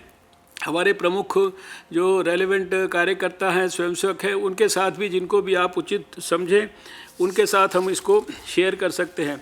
तो ब्रॉडली जितने भी कंसर्न्स यहाँ पे रेज़ किए गए हैं, अपेक्षा यही है कि हमने जैसे सारे देश में जो ऐसे डिस्ट्रिक्ट्स जिनकी संख्या अभी लगभग आज की तारीख में 325 के करीब है, जहाँ की कोई भी केसेस नहीं है, ये संख्या रोज़ बदलती रहती है। और इसके साथ साथ कुछ 200 के करीब ऐसे डिस्ट्रिक्ट्स हैं जहाँ बहुत ही कम 1, 2, 3, 4, 5 तक केसेस हैं। और इसके साथ साथ लगभग 170 ऐसे डिस्ट्रिक्ट्स हैं जहाँ या तो 15 से ज़्यादा या 5 और 15 के बीच में केसेस हैं। इनको हमने अलग अलग प्रकार से हॉटस्पॉट्स के रूप में डिवाइड किया है।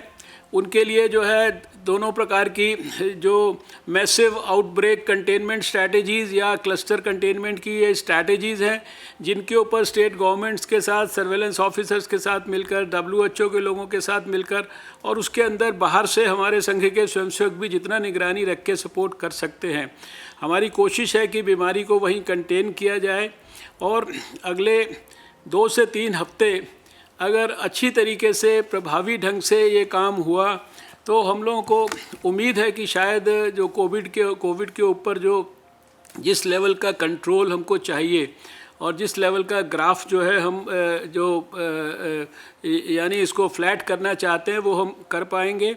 जस्ट आपकी जानकारी के लिए, अभी भी सारे दुनिया के सारे देशों के मुकाबले हमारे यहाँ जो केसेस हो रहे हैं वो जो उसका इंसिडेंस पर 1 मिलियन वो 4 से 8 के बीच में रेंज करता है। अभी करीब 7-8 के करीब है, और बाकी जो यूरोप वगैरह में दूसरी जगह देश है वहाँ कहीं 3000 पर मिलियन है, कहीं 4000 पर मिलियन है, कहीं 2000 पर मिलियन है। इवन जापान और कोरिया में भी जो है ज़्यादा है। तो ये ब्रॉड बातें हैं। मुझे लगता है कि क्योंकि 6 बजे शायद दूसरे स्थान पे भी हमारे कार्यकर्ता इंदौर में वेट कर रहे हैं, तो अभी हम बम्बई के अपने कार्यकर्ताओं से अरुण जी की आज्ञा से विदा चाहेंगे। आपका सबका बहुत बहुत धन्यवाद, और हमें पता है कि आप पूरा सहयोग कर ही रहे हैं, और भी ज़्यादा आप सहयोग करेंगे, और निश्चित रूप से इसमें हम लोग सफलता प्राप्त करेंगे। डॉक्टर साहब, जो अपने मुंबई और पुणे के नोडल व्यक्ति हैं, उनके नाम वगैरह शेयर हो जाएंगे, तो यहाँ पर भी कोई कार्यकर्ता उनसे एक्सेस रखेगा जी, हम उनको जानकारी करेंगे। ऐसा आप मुझे भेज दीजिएगा, मैं उनके पास सब जानकारी भेज दूंगा। ठीक है, ठीक, थैंक यू। और दूसरा जो मीटिंग है इसी उस पर होगी, आप लोग इसको मुंबई वाले छोड़ सकते हैं, इंदौर वाले तुरंत ज्वाइन हो जाएंगे। अभी के इस इंटरेक्शन में कुछ कार्यकर्ताओं को मैं परिचय कराता हूँ। हम सब के बीच में केंद्रीय स्वास्थ्य मंत्री माननीय डॉक्टर हर्षवर्धन जी उपस्थित हैं, उनके साथ हम सब लोग बातचीत करेंगे। अपने माननीय सहसन कार्यवाह डॉक्टर कृष्ण गोपाल जी भी अपने बीच में हैं, और उसके साथ साथ सुनील अम्बेडकर जी, अपने अखिल भारतीय सह प्रचार प्रमुख अरुण कुमार। इसके अतिरिक्त जो कार्यकर्ता मध्य प्रदेश से हैं, मैं उनका परिचय करा देता हूँ। श्री दीपक जी विष्णुदेव, आप मध्य प्रदेश छत्तीसगढ़ के भोपाल आपका हेडक्वार्टर है। इंदौर से डॉक्टर निशांत जी खरे, डॉक्टर निशांत खरे आप सीनियर डॉक्टर हैं वहाँ के, और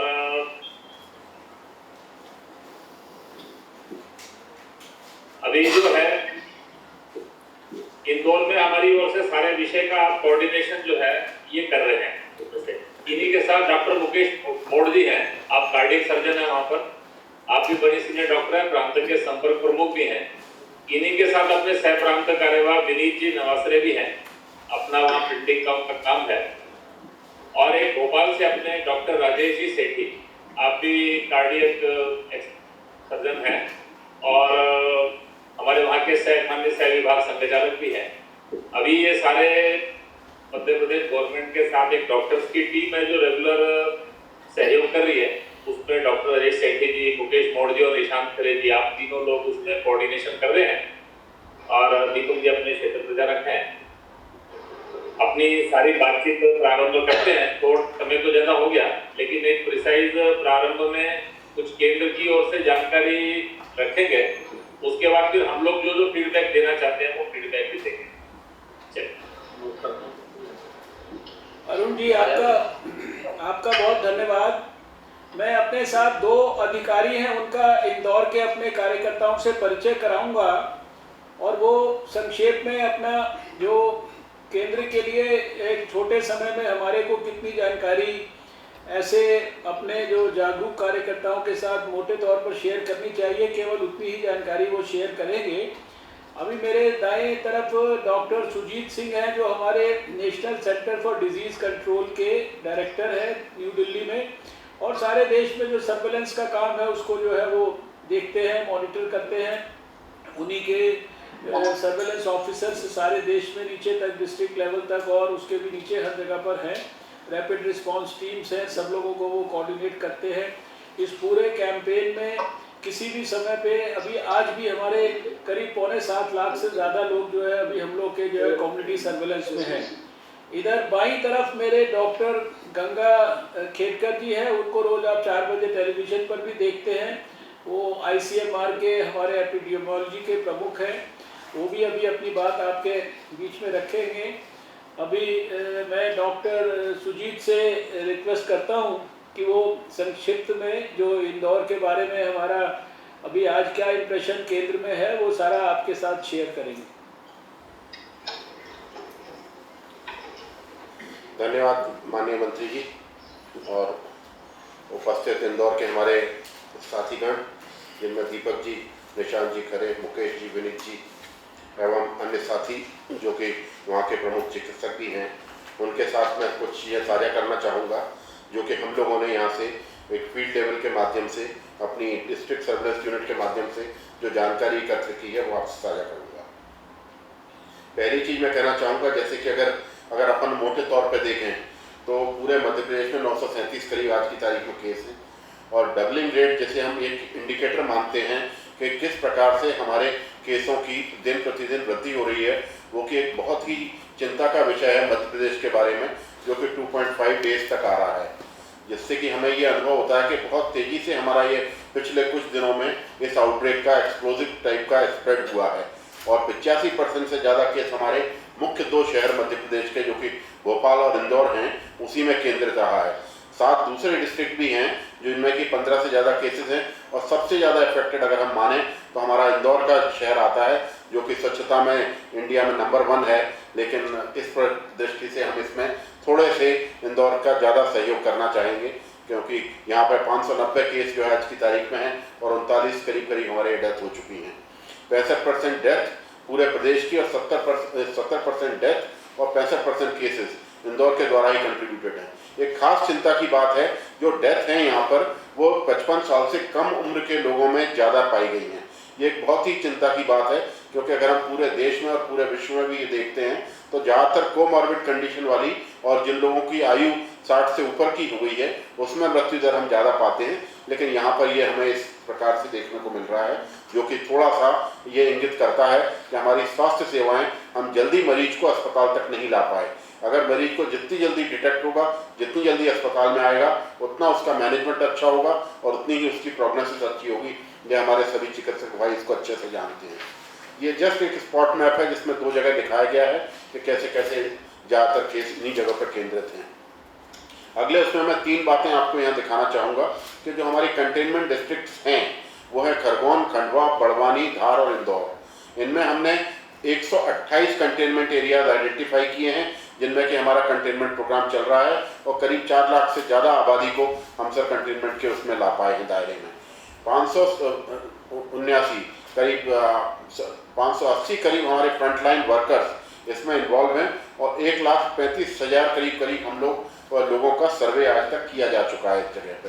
तो एक बहुत ही समग्र रूप से इसको किया जा रहा है, और पिछले कुछ दिनों में जो कि शुरुआत के दिनों में कुछ स्लैकनेस रह गई थी, जिसमें कि प्रिंसिपल हेल्थ सेक्रेटरी और बाकी लोग भी इससे ग्रसित हो गए थे, सर वो क्वारंटाइन में आ गए थे, इस वजह से थोड़ा वो रह गया, लेकिन आज की तारीख में एक बहुत ही समग्र प्रयास इसमें चल रहा है। भोपाल का एपी कर्व आप देखें तो पिछले कुछ दिनों से, जबकि ये पहली बार 22 मार्च को चालू हुआ था, उसके बाद से लगातार इसमें वृद्धि हो रही है। पहले सिर्फ एक जबलपुर अफेक्टेड शहर हुआ करता था, उसके बाद हम लोगों ने देखा कि किस प्रकार केसेस पहले इंदौर में फिर भोपाल आदि में बढ़ने लगे। आगे चलिए, तो आज की तारीख में हम देखें न केवल इंदौर बल्कि उसके आसपास के भी कुछ शहर इससे संक्रमित हो चुके हैं। तो एक बहुत ही आवश्यक, अगर हम इंदौर को देखें जहाँ पहला केस जो है 22 मार्च को आया था, उसके बाद आज की तारीख में 6 मुख्य हॉटस्पॉट एरियाज हैं जो कि आपके सामने है, रानीपुर, घबराना और ये ठाटीपुर, बहिकल, सिद्दीपुरा, खंदान नगर, अच्छा नगर, ये हमारे मुख्य एरियाज हैं। आरआरटी करीब 36 आरआरटी यहाँ पे काम कर रही है। ये इंदौर के मैप में आप देख सकते हैं किस प्रकार से इस पर्टिकुलर उसमें हम लोगों ने कार्य की अपनी टीम का विभाजन किया है। आगे आप जैसे देखेंगे ये सिर्फ स्पॉट मैप है जो दिखा रहा है कि कुछ जगह पे कुछ मोहल्ले हमारे ज़्यादा संक्रमित हैं, और इसमें कुछ हमारे तबलीगी जमात के भी कुछ लोग आ गए थे, जिसके वजह से भी थोड़ा इसका फैलाव बढ़ा और आसपास के ग्रामीण क्षेत्र में भी इसका फैलाव हो गया है। ये एक मुख्य चिंता के कारण है। आगे जैसे कि आप देखना चाहेंगे, ये भी हीट मैप है जो हम लोगों ने जनरेट किया है, केसेस का जियो लोकेशन करके और केसेस कहाँ पर आगे बढ़ सकते हैं इसकी संभावना को देखा गया है, और आसपास के एरियाज कंटेनमेंट और बफर जोन इसके अराउंड क्रिएट की गई हैं, जिनमें कि हमारी कंटेनमेंट एक्टिविटीज़ बहुत ही समग्र रूप से चल रही हैं।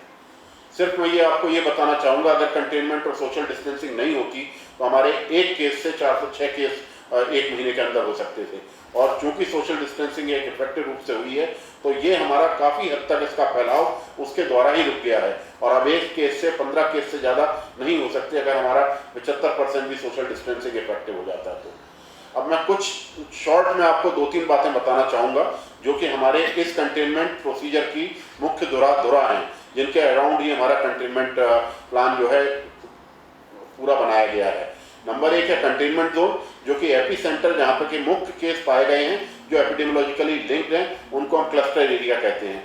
और उसके अराउंड ही हम लोग एक 3 किलोमीटर का एरिया आइडेंटिफाई करते हैं, जिसमें कि ज़्यादातर हमारी कंटेनमेंट एक्टिविटीज़, जो मैं अभी 2 मिनट में बताऊंगा, वो आपकी मुख्य तरह से केंद्रित रहती हैं। ये पूरा कंटेनमेंट जोन एक एडमिनिस्ट्रेटिव डिसीजन है, जिसको कि एडमिनिस्ट्रेटिव ऑफिसर और टेक्निकल ऑफिसर CMHO साथ में मिलकर डिसाइड करते हैं। और उस पर्टिकुलर कंटेनमेंट जोन में हमारी मुख्य सर्वेलेंस की जो एक्टिविटीज़ हैं वो एक जॉइंटली की जाती है स्टेट और central surveillance rapid response team के संरक्षण में और उनके सुपरविजन में। तो अगर आप देखेंगे तो हमारे सर्वेलेंस की जो एक्टिविटीज़ हैं इस कंटेनमेंट जोन में, अगर उनको हम डिवाइड करें तो हम इसको डिवाइड कर पाएंगे 4 मुख्य एरियाज में। पहला है कंटेनमेंट जोन का हमारा डिमार्केशन, जिसमें हम वार्ड ऑफिस के जरिए से पूरे घर जितने उस कंटेनमेंट जोन में आते हैं उनको विभिन्न क्षेत्रों में, सेक्टर्स में डिवाइड कर लेते हैं। और उन सेक्टर्स को डिवाइड करके हम ये निर्धारित करते हैं कि पूरे एरिया को 3 दिन में कवर करने के लिए हमें कितनी टीम्स लगेंगी। ये हमारा मुख्य एक्टिविटी का केंद्र है। अगर हम ये इस एरिया को 3 दिन से ज़्यादा दिनों में या 15 दिन में या 10 दिन में फैलाव करेंगे तो डेफिनेटली कम्युनिटी ट्रांसमिशन को हम नहीं रोक पाएंगे। तो हमारा मुख्य एक ये प्रयास होना चाहिए कि पूरे हाउस टू हाउस सर्वे के द्वारा पूरा कंटेनमेंट जोन एरिया 3 दिन के अंदर कवर हो जाए। कवर के दौरान हम सिर्फ 3 चीज़ें करते हैं। घर में हमारी टीम जाती है, वो ये पूछती है कि 60 साल से ऊपर उम्र के कितने लोग हैं, पिछले 14 दिन में किसको रेस्पिरेटरी इन्फेक्शन हुआ है, और चौथा, अगर उसके किसी भी प्रकार का उसका संपर्क किसी कंफर्म केस से हुआ है क्या। अगर ये तीनों में से कोई भी चीज़ यस होती है तो हम उस आदमी को और उस व्यक्ति को या उस परिवार को सलाह देते हैं कि वो नियरेस्ट हेल्थ फैसिलिटी में चले जाएं, जहाँ पर कि हम एक केंद्र बनाते हैं जहाँ पर एक सैंपल कलेक्शन की टीम होती है और एक चिकित्सक होता है जो उन व्यक्तियों का मुआयना करता है, और अगर उनको फिट पाता है ILI में या ICMR की केस डेफिनेशन के द्वारा तो उसका सैंपल वहीं पर ले लिया जाता है। इसके बाद दूसरा हमारा जरिया होता है पैसिव सर्वेलेंस, जो कि हम करते हैं वहाँ जितनी भी हेल्थ फैसिलिटीज़ हैं उसके अराउंड कंटेनमेंट जोन में, उसमें हम सारी सर्वेलेंस करते हैं, सारी सीवियर एक्यूट रेस्पिरेटरी इन्फेक्शन के केसेस का और एक्यूट ये इन्फ्लुएंजा लाइक इलनेस का। ये 2 हमारे सर्वे होते हैं जो कि हेल्थ फैसिलिटी में करते हैं, सारी सर्वेलेंस एडमिटेड केसेस का और ILI सर्वेलेंस हमारा OPD केसेस का। तो ये हमारा सर्वे का मुख्य एरिया रहता है। इसको हमें मॉनिटर करने के लिए एक सुपरवाइजरी और मॉनिटरिंग टीम लगती है, जो कि एक चिकित्सक की हो सकती है, PHC की हो सकती है, WHO मॉनिटर्स की हो सकती है या मेडिकल कॉलेज की हो सकती है। तो ये हमारी RRT का और सर्वेलेंस का मुख्य केंद्र है। इसके लिए मुख्य जरूरत ये रहती है, एक एडमिनिस्ट्रेटिव फ्रेमवर्क होता है, एक टेक्निकल फ्रेमवर्क होता है, और साथ ही इसमें जितने HR की आवश्यकता है, जितने लॉजिस्टिक्स की, उसकी हमें पूर्व में प्लानिंग करना बहुत आवश्यक है। अगर ये प्लानिंग एक दिन पूर्व हो जाएगी तो टीम में ट्रांसपोर्टेशन और टीम को PPE समय पर मिल जाएगा, व्हीकल मिल जाएगा और उसका सैंपल कलेक्शन प्रॉपरली होकर प्रॉपरली लैब तक ट्रांसपोर्ट हो जाएगा। तो यही हमारे कुछ मुख्य बिंदु हैं जिन पे कि मैं आपको प्रकाश डालना चाहता हूँ। धन्यवाद। डॉक्टर गंगा खेड़कर। ICMR इस वक्त टेस्टिंग के स्ट्रेटेजी में ज़्यादा जुड़ी है। टेस्टिंग में तो आपको पता है कि अपने स्टेट में 9 लैब्स हैं जिनको हमने अप्रूवल दिया है। प्राइवेट लैब्स को भी अप्रूवल दिया है, तकरीबन 72 प्राइवेट लैब्स हैं। उनमें के कई जो बड़े लैब्स हैं उनके कलेक्शन सेंटर्स भी मध्य प्रदेश में भी हैं। साधारण तौर पे लोग बोलते हैं कि शायद किट की कमी गिरती होगी, लेकिन हमारे पास ऐसा कोई सबूत नहीं है। किट बहुत है, किट का डरने का कोई कारण नहीं है। जितने भी पेशेंट आए उतने पेशेंट को हम टेस्ट करने की आज भी क्षमता रखते हैं, तो उसके बारे में चिंता करना सही नहीं रहेगा। दूसरी बात कि मध्य प्रदेश बड़ा स्टेट है, तो सबको ऐसे लगता होगा कि हर डिस्ट्रिक्ट में हम उसका टेस्टिंग का एक्सेस दें। वो भी कोशिश पूरी जारी है। प्राइवेट मेडिकल कॉलेजेस में भी ये खोलने के लिए करके कुछ एडवाइजरी हम लोगों ने दी है, जो ऐसे एम्स भोपाल जो है वो उसको इस्तेमाल करके आजू बाजू के एरिया में जो भी लैब ये कर पाएगी उसके जो भी रिक्विजिट रूल्स हैं उसको पालन करके वो आइडेंटिफाई करेंगे, उनको हम हमारे नेटवर्क में लेंगे। रहा सवाल बार बार पूछा जाता है वो रैपिड टेस्ट जो है, रैपिड टेस्ट हमको मिलेगी क्या? हमको थोड़ी मोटी चीज़ें हमको याद रखना है कि रैपिड टेस्ट जो है किसी इंसान को बीमारी हुई है क्या ये देखने के लिए करने की टेस्ट नहीं है। ये टेस्ट शरीर के अंदर विषाणु जाने के बाद में 15 दिन के बाद में हमको बराबर ढंग से दिखेगा कि उसको बीमारी हुई है या नहीं हुई है। लेकिन उससे हमको ये पता नहीं चलेगा कि ये जो बीमारी है ये अभी चालू है या पुरानी बीमारी है। मुझे अगर ये पता करना है तो मुझे RT-PCR यानी जो आज आप मेथड इस्तेमाल कर रहे हैं उसी का इस्तेमाल करके हमको करना पड़ेगा। इसलिए हम बोलते हैं कि ये टेस्ट किसी मरीज को बीमारी है क्या ये देखने की टेस्ट नहीं।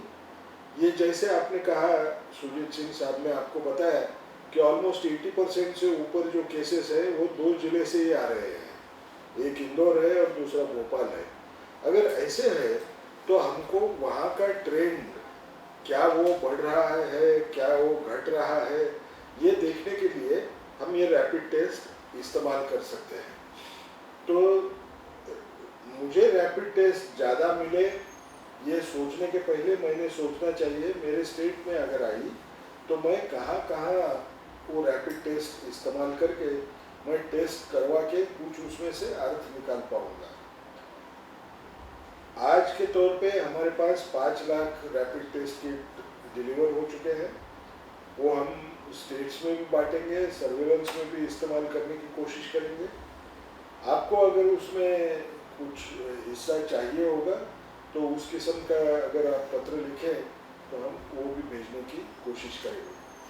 पूरे स्टेट के लिए एम्स मध्य प्रदेश में का जो एम्स भोपाल है वो स्टेट के लिए मेंटर इंस्टीट्यूट करके रखा गया है। यहाँ से और कहाँ हम टेस्टिंग लैब खोल सकते हैं इसकी भी रिस्पॉन्सिबिलिटी उनको दी गई है। और हमको एक पता है एम्स भोपाल एक अग्रणीय संस्था है। वो आपको जो लगता है जिस जगह पे अगर हमको लैब खोलना जरूरी महसूस होता है तो वहाँ खोलने में आपको वो पक्का मदद करेगी। जी अरुण जी, अब उनसे रिक्वेस्ट कर हाँ सकते जी। हैं अपने कार्यकर्ता बताएं जो भी। हाँ, तो अभी डॉक्टर किसान जी से अनुरोध है कि प्रारंभ में वो बातचीत रखें, उसके बाद फिर डॉक्टर मुकेश जी कोई बात जोड़ना चाहेंगे तो जोड़ेंगे। हाँ। ये इंदौर के संदर्भ में जो बात नहीं वो थोड़ा माइक पास करो अपने, आपकी आवाज थोड़ा बोलो भैया रेजान जी। जी अभी आ रही है ना? थोड़ा और पास करो। उससे बोलिए आपको आपके फोन का वॉल्यूम बढ़ाइए। हाँ मैं लैपटॉप पे हूँ बोलिए। जो इंदौर को लेकर चिंता का जो विषय है वो विषय है ही सही। मैं सिर्फ जो अभी स्लाइड ये मिनिस्ट्री से भेजी थी इसको देख रहा था। इसमें जो तीसरा नंबर की स्लाइड है जहाँ सैंपल्स की संख्या लिखी है वो थोड़ा त्रुटि है। इंदौर से सैंपल की संख्या 2443 मेंशन है। ये सिर्फ CMHO की दी हुई संख्या है। कुल सैंपलिंग जो हुई है वो लगभग 6000 के आसपास है। 5100 कुछ प्रोसेस हो चुके हैं। तो पर मिलियन सैंपलिंग जो है वो 2000 के आसपास अब धीरे धीरे कर पहुंच रहे हैं, पहुंचाने की कोशिश कर रहे हैं। केसेस की संख्या आज का केस लोड भी ऐड कर लेंगे तो 696 हो जाएगी, 590 से बढ़कर। इसमें एक पॉइंट जो डबलिंग रेट को लेकर है, वो डबलिंग रेट को लेकर एक चीज इंपॉर्टेंट है।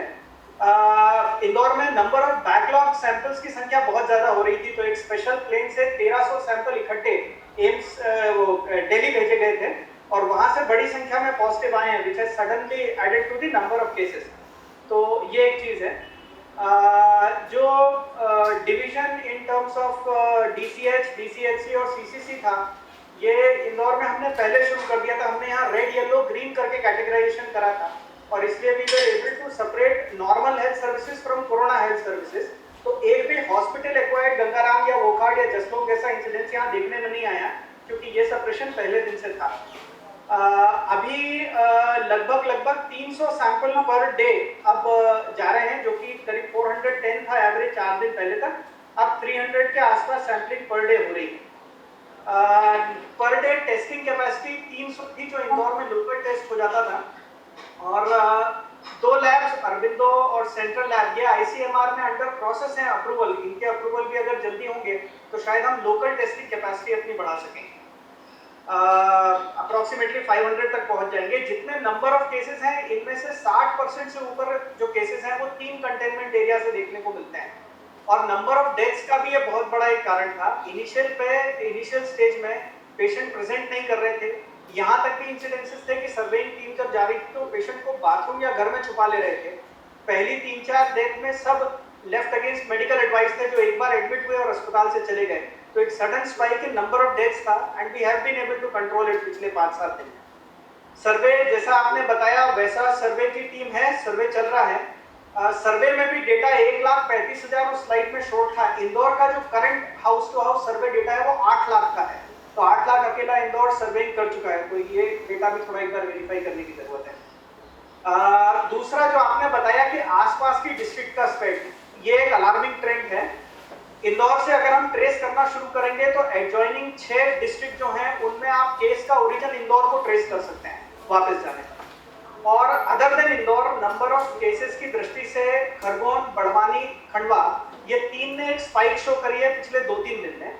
और ये आगे के लिए अलार्मिंग इसलिए भी है क्योंकि यहाँ पर इतने संसाधन, इतने वेंटिलेटर्स, इतने आईसीयू बेड या इतना स्टाफ नहीं है जो इसको बहुत प्रॉपर्ली मैनेज कर पाएगा। तो इन एरियाज को भी इंदौर जितनी ही इंटेंसिटी से देखने की जरूरत होगी आगे के रीजन में, नहीं तो यहाँ पर मोर्टेलिटी रेट जो है वो ज्यादा होगी।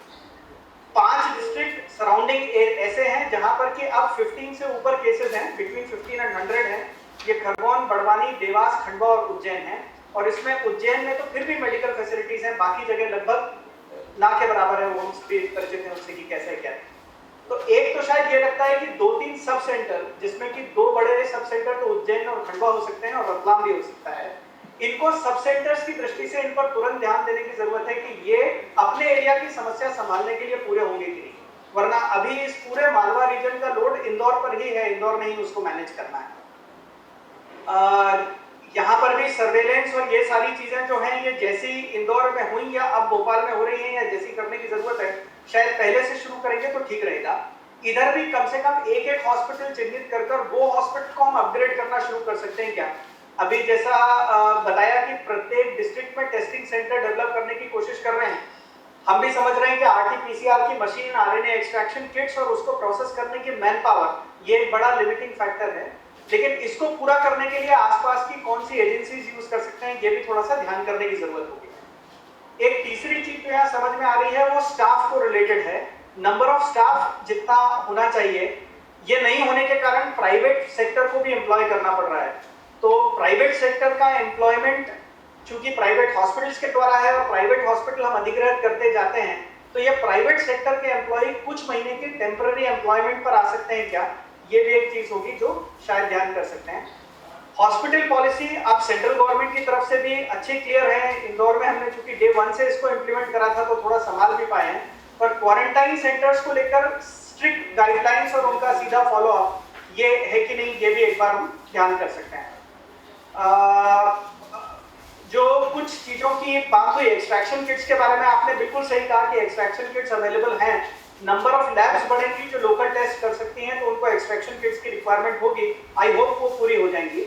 रैपिड टेस्ट किट्स को लेकर जो आपने बात कही ये भी बिल्कुल ठीक है, लेकिन इंदौर जैसी सिटी और भोपाल जैसी भी जो स्पाइक कर रही है, यहाँ कम्युनिटी ट्रेंड देखने के लिए रैपिड किट्स की जरूरत पड़ेगी।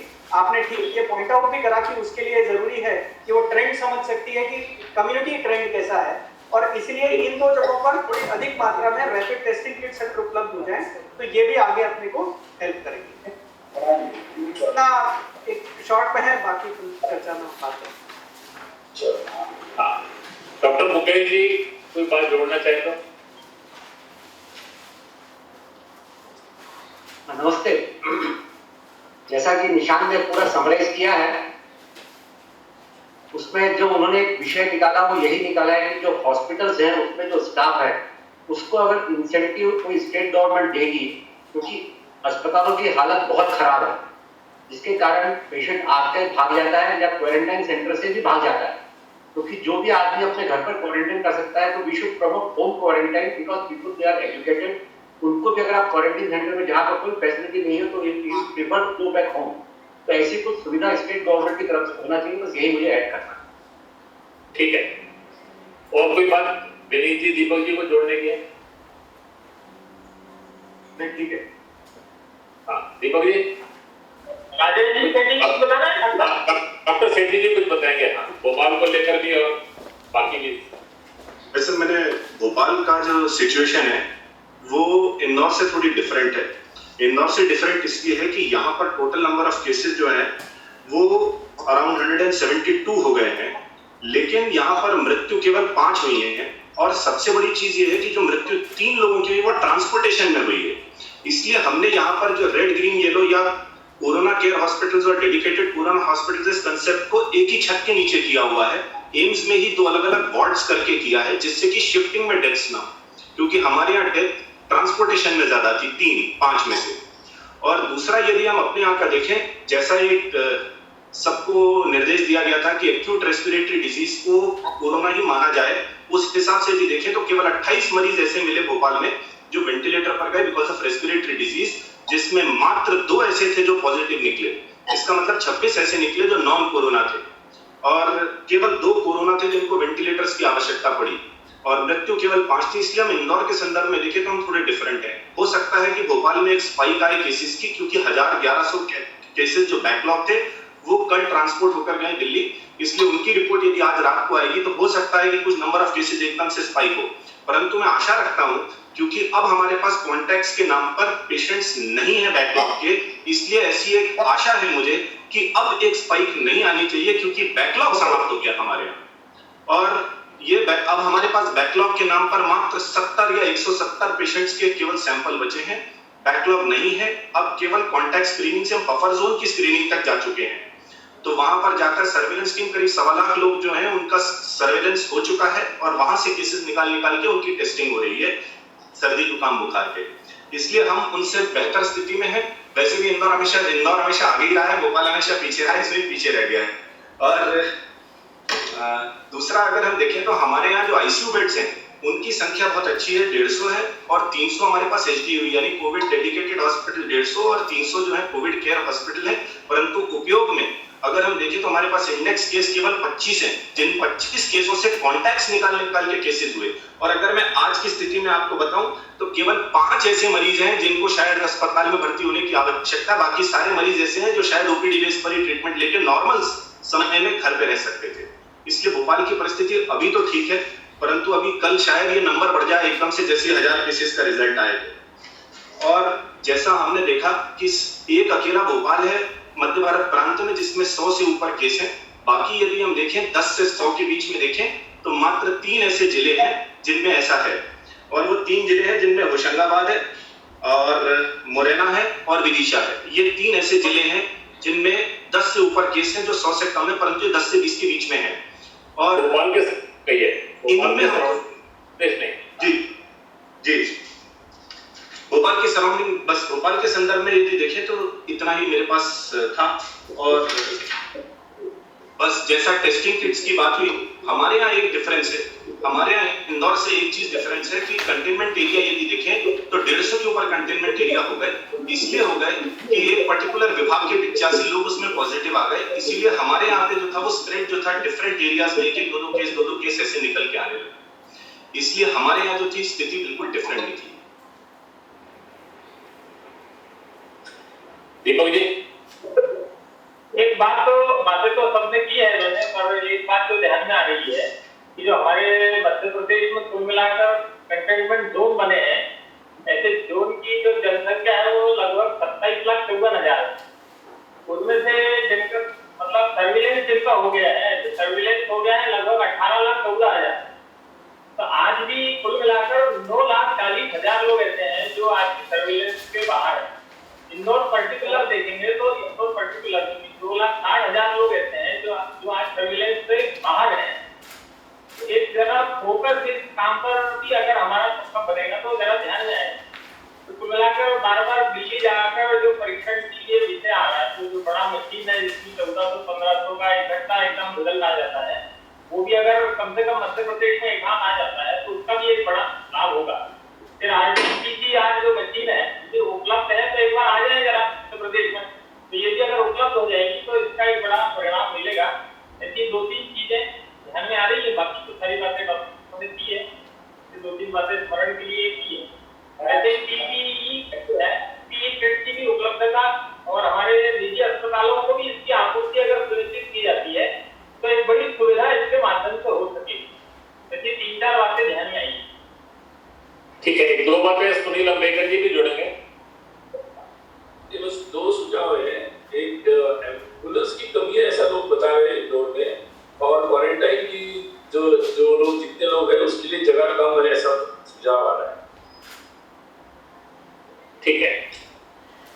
तो मुझे लगता है डॉक्टर साहब हम लोगों ने जो बातें बतानी थी बताइए, आपको कोई पूछना हो डॉक्टर सुजीत जी को इनसे कुछ जानकारी लेनी हो या फिर आप अपनी बात जोड़ना चाहें तो जोड़ सकते हैं।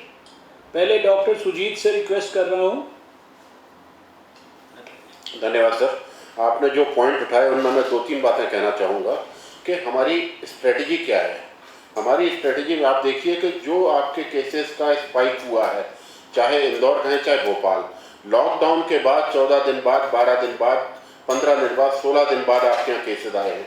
दैट मीन्स वो क्लियरली हमें यह बताता है कि हम इन्फेक्टेड लोगों से नॉन इन्फेक्टेड लोगों के बीच में ट्रांसमिशन चेन को कट करने में पूरी तरह सफल नहीं हुए हैं। मतलब हमने लॉकडाउन का जितना फ़ायदा माननीय प्रधानमंत्री जी के द्वारा हमको मिला था वो हम नहीं ले पाए हैं। ये बिल्कुल क्लियर है कि कम्युनिटी ट्रांसमिशन कंटिन्यू रहा, नंबर 1।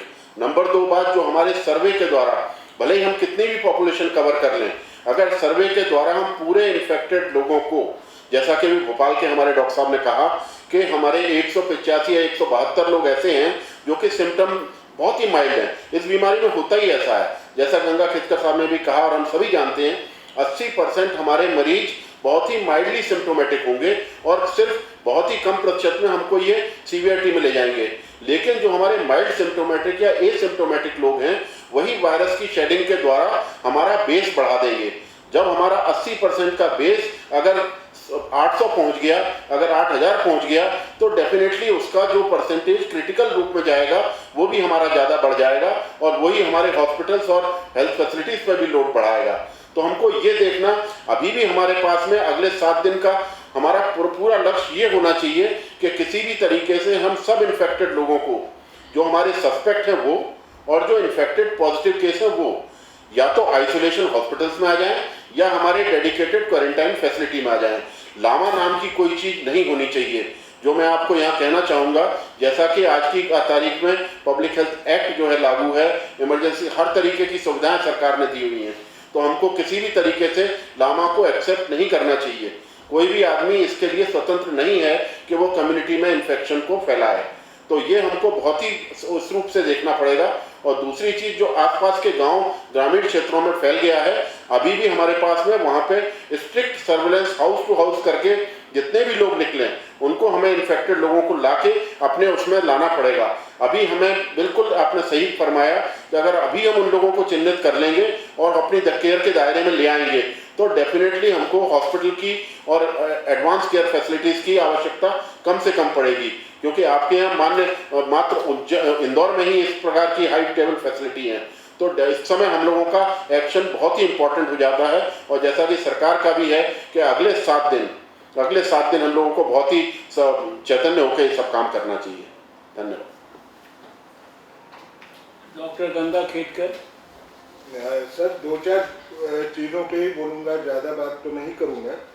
एक तो जो आपने कहा कि अरबिंदो और एक लोकल लैब है। हेलो सुनाई नहीं दे। हाँ, ये जो अरबिंदो और एक दूसरी लैब की आपने बात करी, वो हम करने की कोशिश करेंगे। ये भी पता है कि मध्य प्रदेश बड़ा रह के भी number of labs that we have established is small enough. उसको कैसे एक्टिवेट करेंगे ये खुद होके मैं देखूंगा। जहाँ तक हो सके वो नंबर जल्दी से जल्दी बढ़े, इसकी कोशिश करेंगे। ये भी सुन के मुझे ज़रा सा बुरा लगा कि 1100 सैंपल हमको दिल्ली भेजना पड़ा। इसका मायना हमको 2 ढंग से उसको देखना पड़ेगा। क्या ये सैंपल मैंने दिल्ली भेजना था या वहाँ के वहीं मैं दूसरे लैब को देके कर सकता था जिसके पास इतना काम नहीं है? नहीं हो सकता।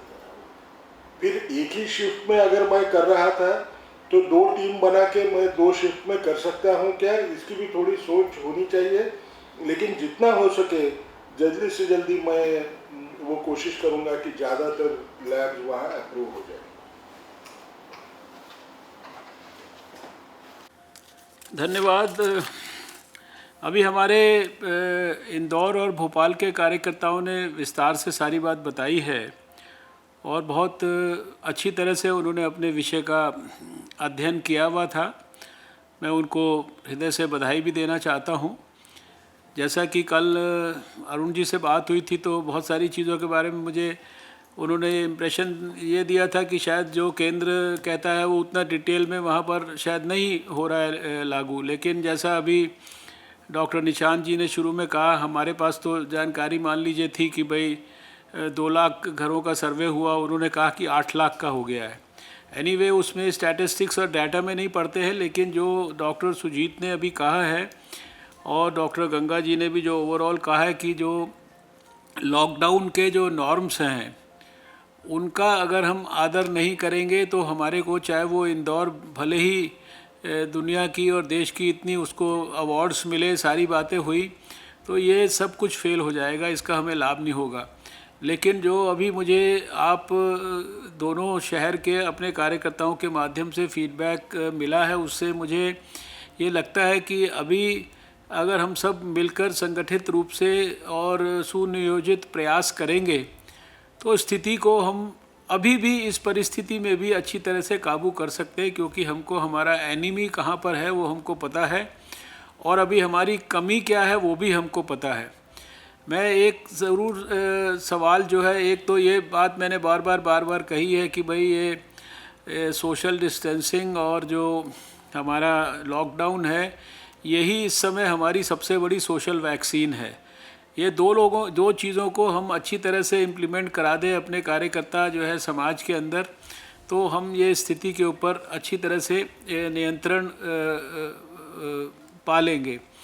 मैं ये ज़रूर जानना चाहता हूँ कि पिछले समय में यहाँ पे जैसे हेल्थ सेक्रेटरी वगैरह भी बीमार हो गई और बहुत सारा हेल्थ डिपार्टमेंट के वरिष्ठ लोग, उनके साथ वाले बीमार हुए, और पिछले समय में यहाँ पर सरकारों का भी एक प्रकार से चेंजेस वगैरह हुए, उसके अंदर भी बहुत सारी जो है यहाँ व्यवस्थाएं वगैरह थी।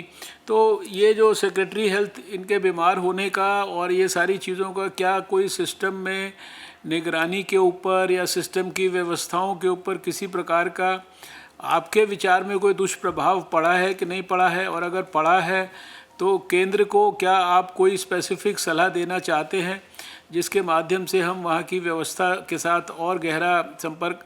आपकी जानकारी के लिए हमारे यहाँ से लगातार हर लेवल पे जो है यहाँ से वीडियो कॉन्फ्रेंसिंग होती है। हेल्थ सेक्रेटरी जो हैं वो गवर्नमेंट ऑफ इंडिया की, वो वहाँ के हेल्थ सेक्रेटरी और ऑफिशियल्स के साथ जो है हमारे लेवल पे मिनिस्टर्स के साथ जो है, अभी तो वहाँ पर शिवराज जी ही मिनिस्टर हैं, सारे देश में हम लोग करते हैं कैबिनेट सेक्रेटरी के लेवल पर, अभी डीएम्स के साथ भी जो है सारे देश के और इंक्लूडिंग मध्य प्रदेश के यहाँ से कांटेक्ट होता है। एनसीडीसी के डायरेक्टर के माध्यम से सारे देश के जो सर्विलेंस ऑफिसर्स हैं उनके साथ हमारा लगातार संपर्क होता है। और अभी मैंने महाराष्ट्र के कार्यकर्ताओं को भी बताया कि जो देश में करीब हमारे 1600 के करीब जो है WHO के जो है फील्ड के मॉनिटर्स और सर्विलेंस ऑफिसर्स जो NPSP के हैं, जिन्होंने पोलियो एरेडिकेशन के समय में 97 में वो विकसित हुए थे और 10-15 साल काम किया, उन सबको अभी हमने, जो लोग पोलियो में लगे थे और अभी इम्यूनाइजेशन का काम करते थे या ट्यूबरक्लोसिस के अंदर अभी 100 से ज़्यादा लोग WHO के देश में लगे थे, ये सारे करीब 1600 से ज़्यादा लोगों के साथ हम लोगों ने कल वीडियो कॉन्फ्रेंसिंग की है। इन सबको हमने कोविड के अंदर अब इन्वॉल्व कर दिया है और भारत सरकार, स्टेट गवर्नमेंट्स, डिस्ट्रिक्ट लेवल, ये सारे लोग मिलके जो सर्विलेंस के काम को और ज़्यादा स्ट्रेंथन किया है। तो यहाँ से लगातार हर स्तर पर ऑलमोस्ट डेली बेसिस पे यहाँ के सिस्टम का वहाँ के सिस्टम के साथ कांटेक्ट है, और सेंटर से भी ऑब्जर्वर्स जो है शुरू से हम लोग जो है 3 महीने पहले से अलग अलग स्थानों पर, जब एयरपोर्ट्स पे काम होता था तब अलग लेवल पे, जब हॉस्पिटल्स को स्थापित करना था तब अलग लेवल पे, जॉइंट सेक्रेटरी लेवल के ऑफिसर्स तक भी हम लोग जो है सब स्टेट्स इत्यादि के अंदर भेजते रहे हैं। कोविड के लिए एक्सक्लूसिवली डेडिकेटेड हॉस्पिटल्स भी सब जगह पर नोटिफाई किए गए हैं। बहुत अभी एक चीज़ और शेयर करना चाहता हूँ कि आगे आने वाली जो विषम परिस्थिति है, अगर मान लीजिए ऐसी आती है जिसकी हमको सबको, जो यहाँ 3 लोग बैठे हैं हम में से तीनों में से किसी को भी व्यक्तिगत तौर पर वो आएगी ऐसी कोई परिस्थिति की संभावना नहीं दिखती है। लेकिन फिर भी सब कुछ भगवान के हाथ में होता है। तो हमारी आने वाली योजना का भी आपको ध्यान होना चाहिए कि जो ये 80% जो पेशेंट्स हैं जो कम सिम्टम है या नहीं सिम्टम है या थोड़ा बहुत सिम्टम है और जिनके बारे में ये मान्यता है कि ये पूरी तरह से ठीक हो जाएंगे, इनको कोई विशेष इलाज की ज़रूरत नहीं होती, सिम्टोमेटिक ट्रीटमेंट की ज़रूरत होती है, थोड़ा उनको ज़्यादा फ्लूइड लेना है, बुखार है तो थोड़ा सा पैरासीटामोल की गोली लेनी है और रेस्ट करना है, उनके लिए यही 3 चीज़ें होती हैं।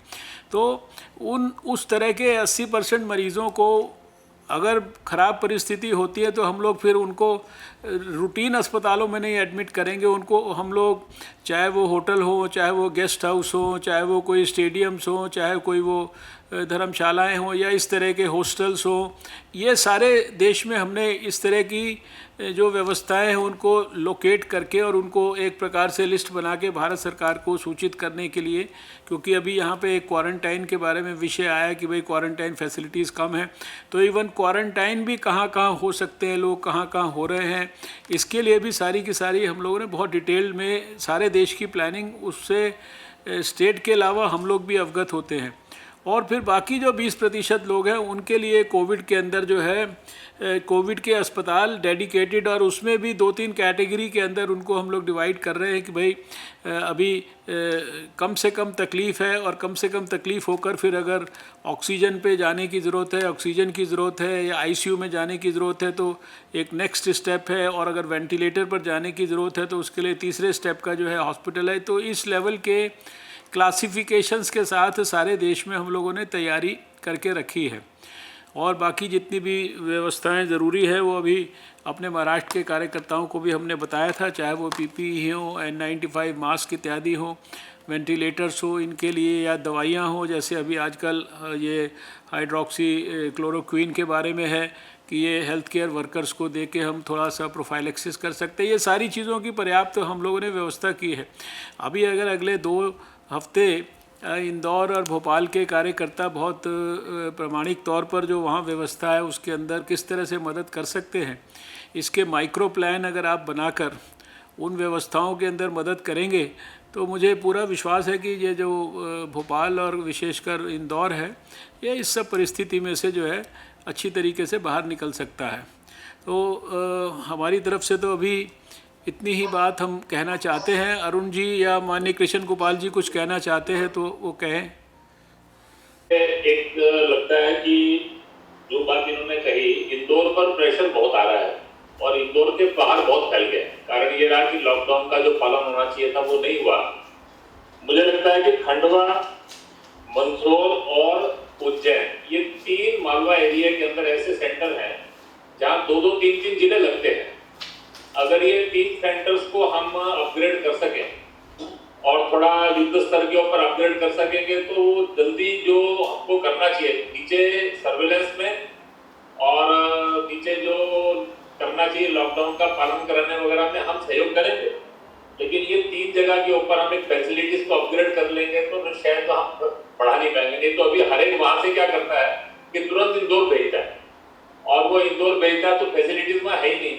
ये बड़वानी वगैरह तो हेडक्वार्टर डिस्ट्रिक्ट के ऐसे है कि 15-15 हज़ार की पॉपुलेशन है डिस्ट्रिक्ट हेडक्वार्टर, तो वहां पर फैसिलिटी नाम की कोई चीज नहीं है। तो थोड़ा इसके लिए हमको एक 3 सेंटर और डेवलप करने चाहिए। इसके बारे में आप प्रायोरिटी पर थोड़ा अपने लेवल पे भी देख लें।